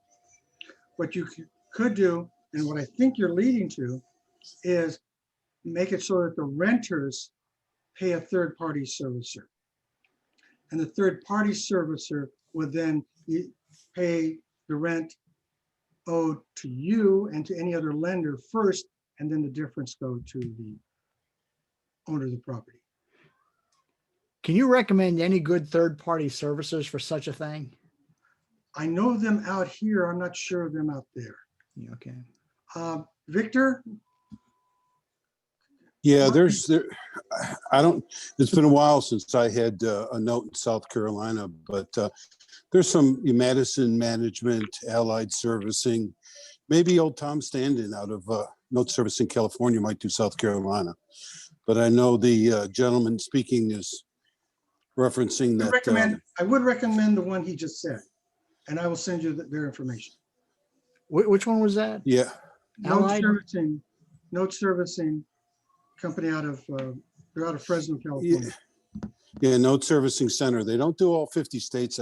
Last I talked to them, I had paper with them a while ago, but they're maybe now in 30 states because the rules have evolved so quickly, and there's mortgage bonds involved or servicing E&O bonds, and it's expensive. Okay, but there are servicers that will do it. And you make an interesting point, because I think, you wouldn't lend the money until you have an agreement in place for the assignments. So it wouldn't be like you have to come in midstream and kind of, bend everybody's arm to do it. You wouldn't lend the money unless the owner agrees to totally cooperate to make sure that assignment is in place.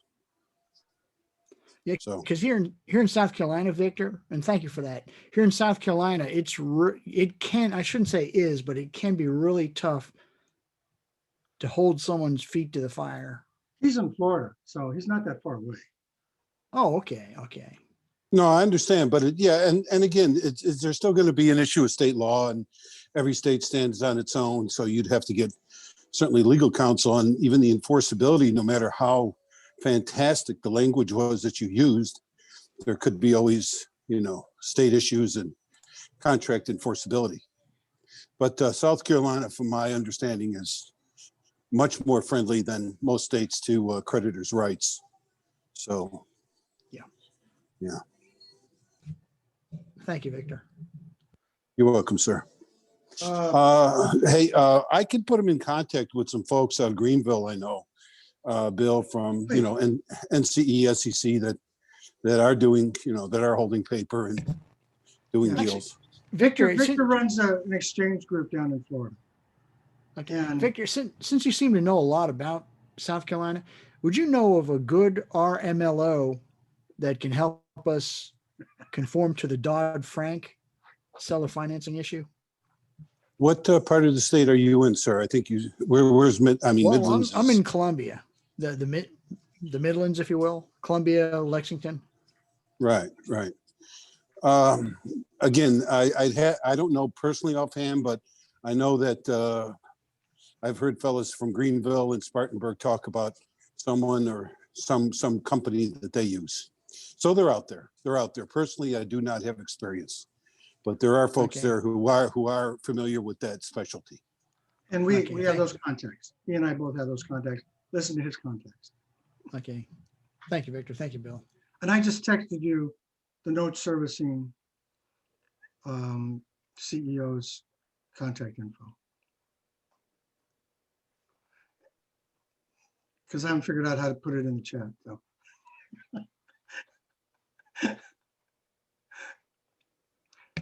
Anybody else have any questions? Thank you, Bill. Got it. Nobody has any question? Gosh, early night for me.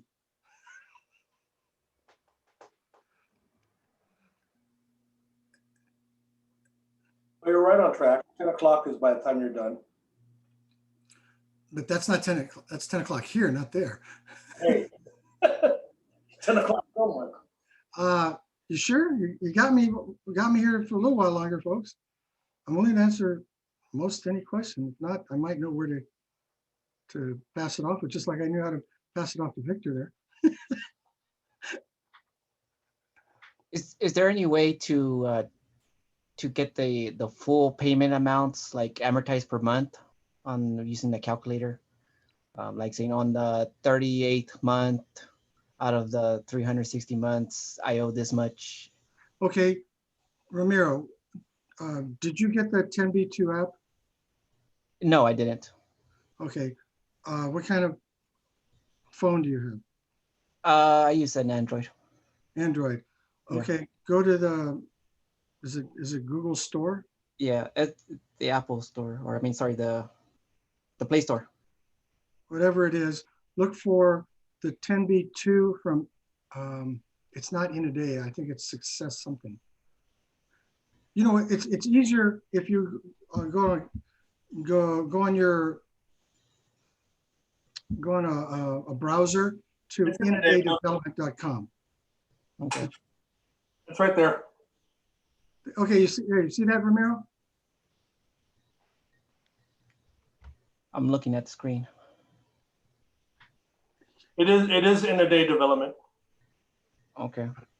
If you look at Louis, I'm speaking right now, but I have it up on this is my Android phone. A little higher. There it is, where it says open on it. Oh, and there it disappeared. Okay. What'd you learn? Do you see it, Ramiro? I'm looking at on my phone or on the screen? On your phone. Look at the screen, then look on your phone, see if you got the same one. It's a burnt orange. Okay. Yeah, Oh. financial calculator. Okay. Okay, Louis, you were busy talking before. What'd you learn? Oh, I'm sorry, Bill. I was trying to tell a guy here that he should be listening to these classes. So I'm promoting, but trying to get these people, realtors that, yeah. You lead a horse to water, you can't make them drink. Realtor and then Hispanic. I mean, it's a double whammy, but that's just my culture. Keep coming. I mean, there's always just everybody who's on here. There's 23 people on here, but I will say, if you take Bill's class, I already talk a lot, but I do love attending Bill's class because I always learn something, and you have to be involved. And don't be scared. And yeah, I always pick up something. The CJ was great on the backside to help you out with certain things. So. Yeah, she determined the date this time. she determined the date that we're having the class. It revolves around my schedule now.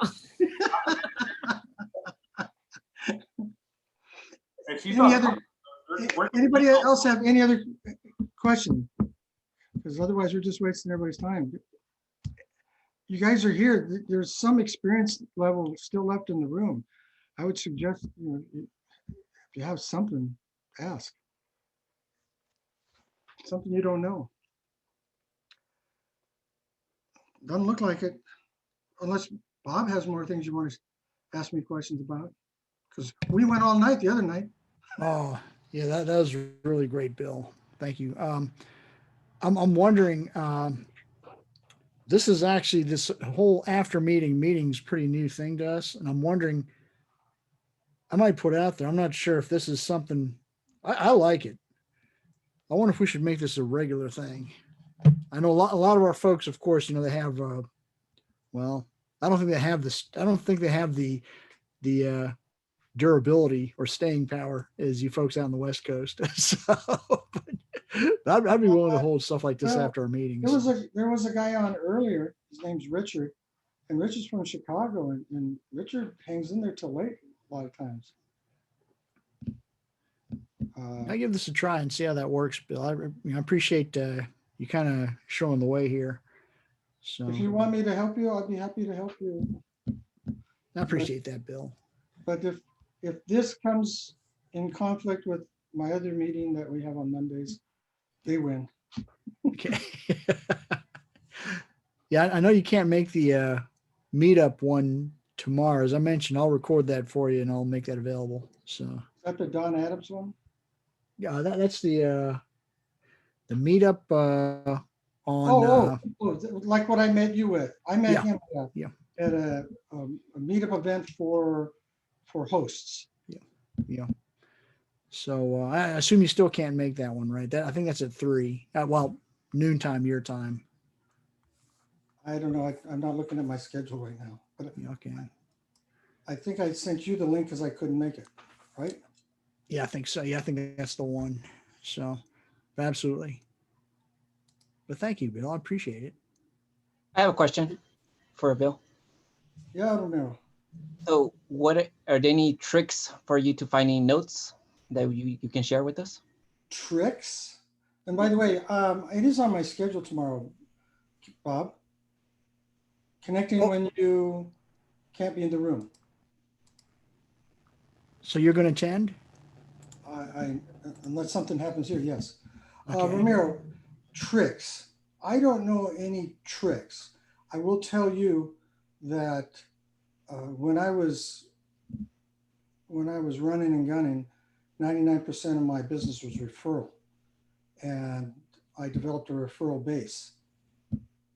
And so for years, when people thought of notes, they thought of me first. Bill, you're being modest again. The folks on this call need to know that before, again, this is before COVID, but Bill had put together his own, I don't know, Bill, if you did this by accident or by design, but Bill became an absolute acknowledged master in the note industry at having a quick pitch in the elevator. He developed actually a little topic that he was asked to present at the beginning of the major note conventions that used to draw hundreds and hundreds of investors nationwide years back. And Bill was one of the first keynote speakers because he was so, other people would remember him because he was one of the few guys with his big smile and friendly demeanor that would talk to folks in the elevator. And when he talks about referral, Bill's being modest. Bill is the king of referrals. And it's not hardcore. It's not pushy sales. It's not have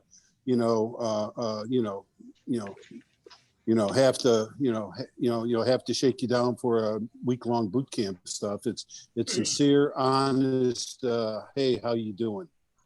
And so, Bill, I'll turn it back to you. But to be fair, you were the absolute master of that. And I don't say it because you're one of my great friends. I say it because it's true.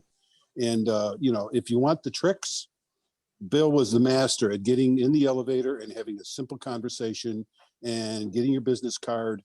And more important than that, following up and becoming your friend.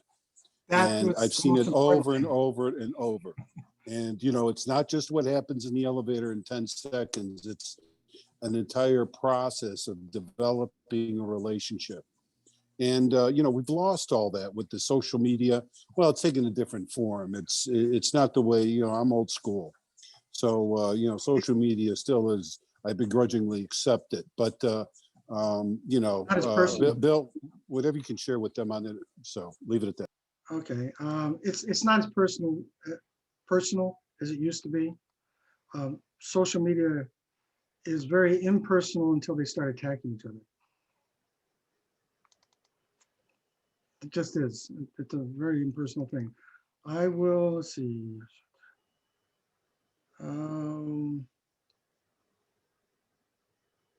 Yeah, I used to do a presentation on how to get the most out of a convention. And I did it for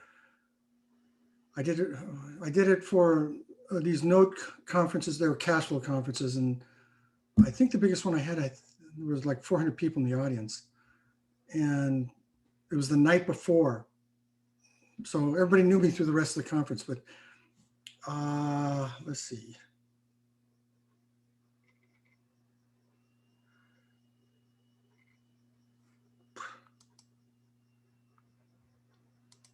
I'd be happy to share the presentation with you, the notes for the presentation, the handout.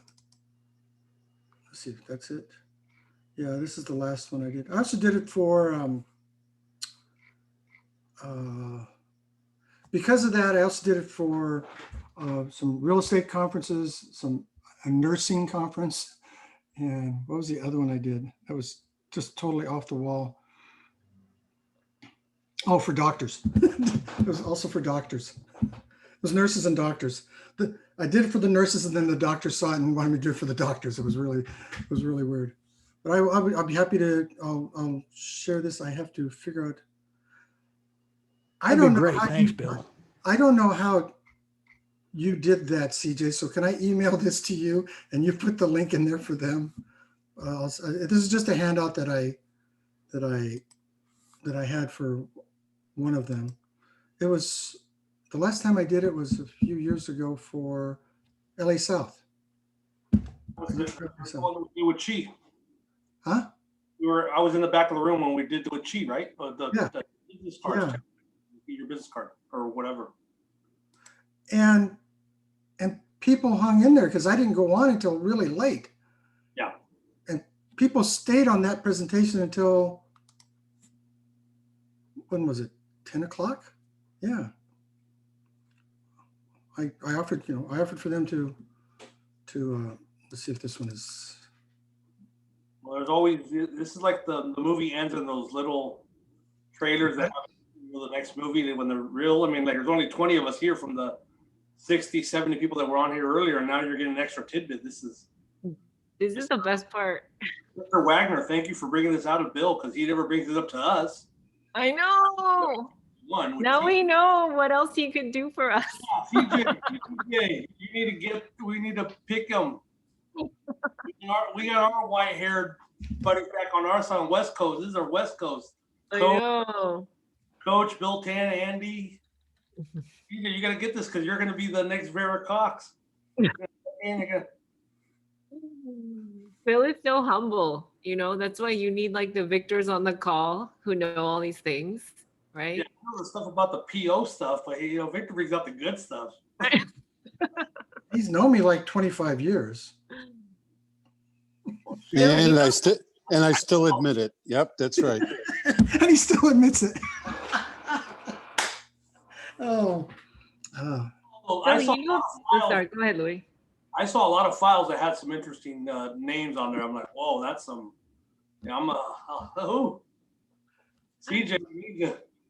I have no idea what he said, but okay. Louis, I hear you, Louis. I hear you. We're gonna get it from him. Yeah, Bob. I've done many different types of presentations, and the ones that I hadn't done before, I made up new ones if somebody wanted something, because I have fun doing it. But the networking one is fun. The networking one, that's a fun one.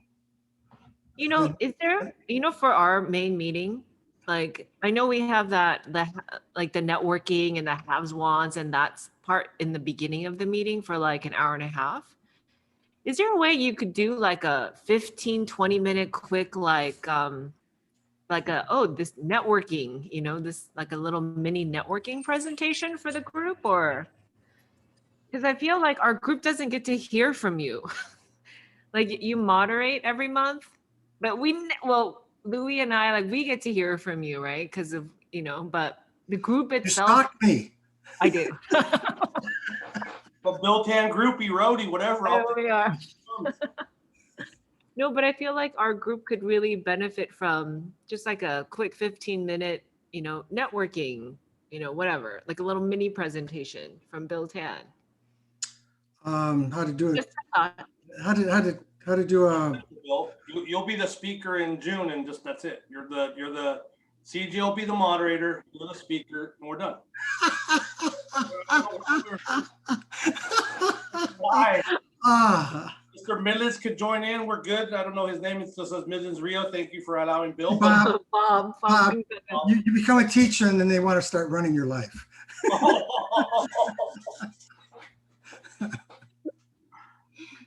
Of course, they can't do without your help. They can't do without your help. Nope. You know, Bill, but I think the most important part of your information there is not about finding notes. It's about the developing the relationships, because that applies to everything, any part of the business, whether you're flipping, whether you're buying and hold, repeat and refinance, whatever the formula of the week is. You know, it's about the referral networks. And I'm not saying social media and Facebook and all that doesn't work. I just think that, you know, it's all a personal approach and what fits and what really motivates, you know, to go out there and market, because it's not fun. No, you know, it's not what we wake up every day. But for those of us that enjoy it and make the most out of it, it can be extremely, extremely complimentary to everything else we do. It has for me. And, you know, I'm not going to say every person in an elevator wanted to see me talk to them like they would with you. But the bottom line is we're in a people business. And, you know, as much as the calculator is valuable, and, you know, me, Bill, I'm a CPA analytical guy. The calculator is everything. But the folks in this business who can combine the skills that you teach, you know, in the analytical part of punching the calculator, combine it with their people skills, those are the folks that I see are lethal out there. And I don't mean just make money. I think that they're happy, they do good things, they solve problems, they put people in a better place. And those are the folks I think that, you know, really they make friends, and you know, and that's what it's about at the end of the day. I mean, we can't take it with us, so it's best we enjoy it when we're in the moment. So, you know, for the folks on the call, you know, the things that Bill talks about apply to any aspect of investing, and could say life in general, I guess, if you want to stretch it that far. But, you know, the calculator course, indispensable. Combine it with people skills, good people skills, genuine, sincere concern, and people will want to do business with you. And we've all learned, you know, if you don't want to do business with someone, you won't. And if you want to do business with someone, you'll figure out a way in spite of the obstacles. So, all right, I'm off my high horse. See how well-spoken he is, folks? Isn't he well-spoken? I'm sitting on the gym bike, huffing and puffing, Bill. That's my problem. Oh, and I suspect you're darn glad to see me. Darn it. I need my drink of vitamin water here. So ruin the image there. Yeah, that's why it's off. It isn't pretty right now. So, but no, I just want to throw my 2 cents. And I know what he looks like. Yeah, well, yeah. But that's really what it is. This is a great people business skill with a business and analytical skill business. So, okay. Good to talk, Bill. Thanks, buddy. Thank you, brother. If you've ever heard of Tony Robbins, he says, people want to do business, prefer to do business with people they like. And if you make relationships, they think of you first. Okay. I've let that expire somewhat over the last few years. I got a little ill, and then I stepped way back from things.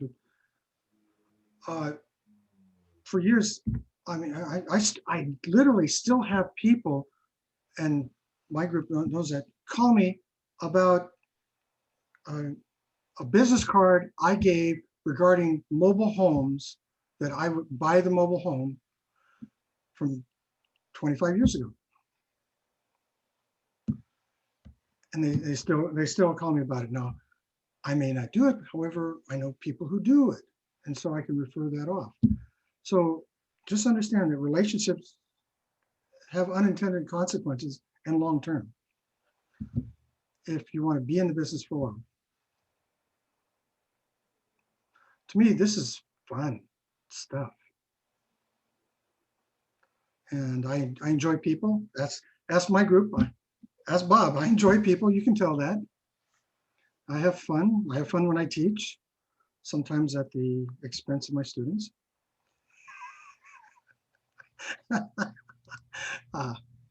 Anybody else have any questions? That was a good one, Ramiro.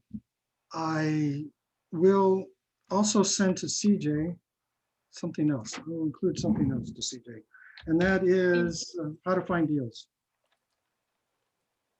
Thank you, Bill. Appreciate you sharing this information. These are all presentations I've done in the past. Seems like it takes a lot of work to get a lot of this, and going to conferences and exposing yourself. It's kind of hard nowadays with COVID, but there should be different ways to. Well, it's just to get stuff done or meet or get. You have to do business differently. That's all it is. You just have to do business differently now. Yep. That's really all it. That's really all it is. Yeah, you got to get creative online.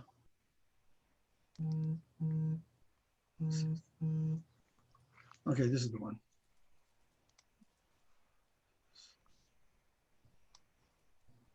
Oh, I missed. Bob, just a quick, like a admin back end thing for your Zoom login. So are you there? I'm sorry, I can't see you on my screen. Yeah. Oh, yeah. Okay. So you know how when people want to share documents through the chat, there's a setting in your account settings as the administrator that you have to allow people to share actual files and not just links. I think that's why Bill was having a hard time sharing. Okay. Is that Lower right hand know corner, that. there are 3 dots down there where it's, and then just left that is file. Mine is set up so that I could add a file directly off my computer. I had to do some dancing to get it done. Bob, I'll send you a link to the Zoom help site, and then you can follow the steps, and then you as the administrator can change the settings so that people could just upload documents to share for Okay, future I didn't meetings. know that. Okay, thanks, CJ. Yeah. Can I set that permanently like that? I don't care what people upload. Yep, you should be able to. Okay. Thank you. And if ever I speak for you again, remind me, Bob, I'll make a video. No, a video that you can use to market. Okay, thanks, It's Bill. helpful. It's helpful. It does help. Thank you, Bill. I have people like CJ to remind me when I forget stuff.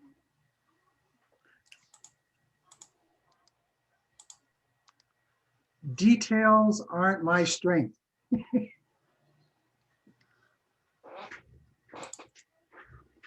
I have a question. There Yeah. are so many videos on YouTube, instructional videos. Are there any that you like that you can recommend? I could spend forever on YouTube, so I don't. No, I can't recommend specific videos. I can't think of any right now, but there's certainly some out there. It's a lot of free information. Just understand the free information usually there's a reason why it's free, because they're pitching something else many times.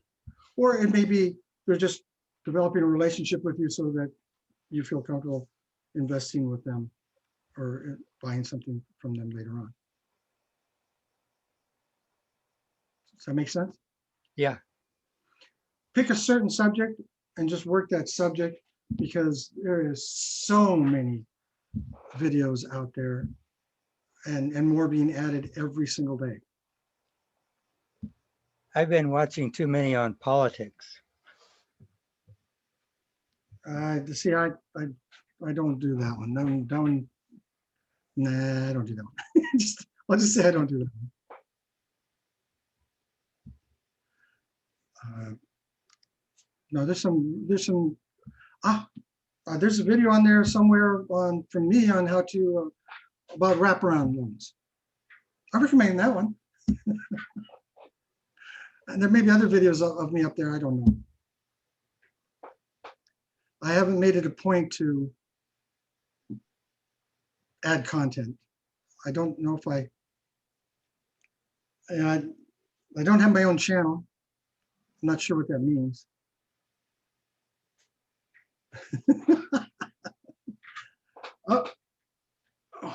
Oh, by the way, Bob, we have a really good speaker also. Well, a very intelligent speaker next month. He's the most dazzling, but Victor knows him. It's Dykes Waterford. Okay, he's out of Georgia, right? Yep. Yeah. Oh, yeah. I'm familiar with him. He's a longtime educator, very, very smart man. He's going to speak for us on hard money loans, how to make hard money loans, I think it is, right? Yeah.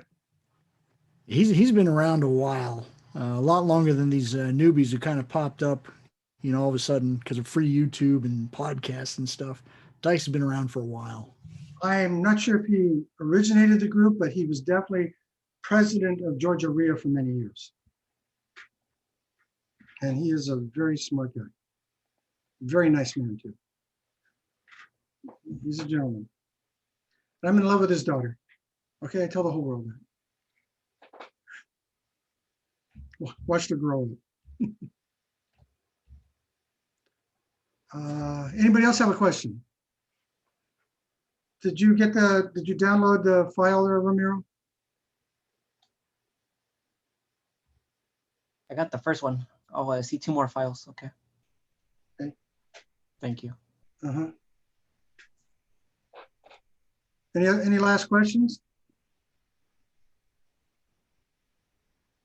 Oh, JESC. You keep popping in and out. What, did you learn anything from the presentation? I let JESC in back in a little while ago. Can you unmute and tell us if you learned anything? If not, okay.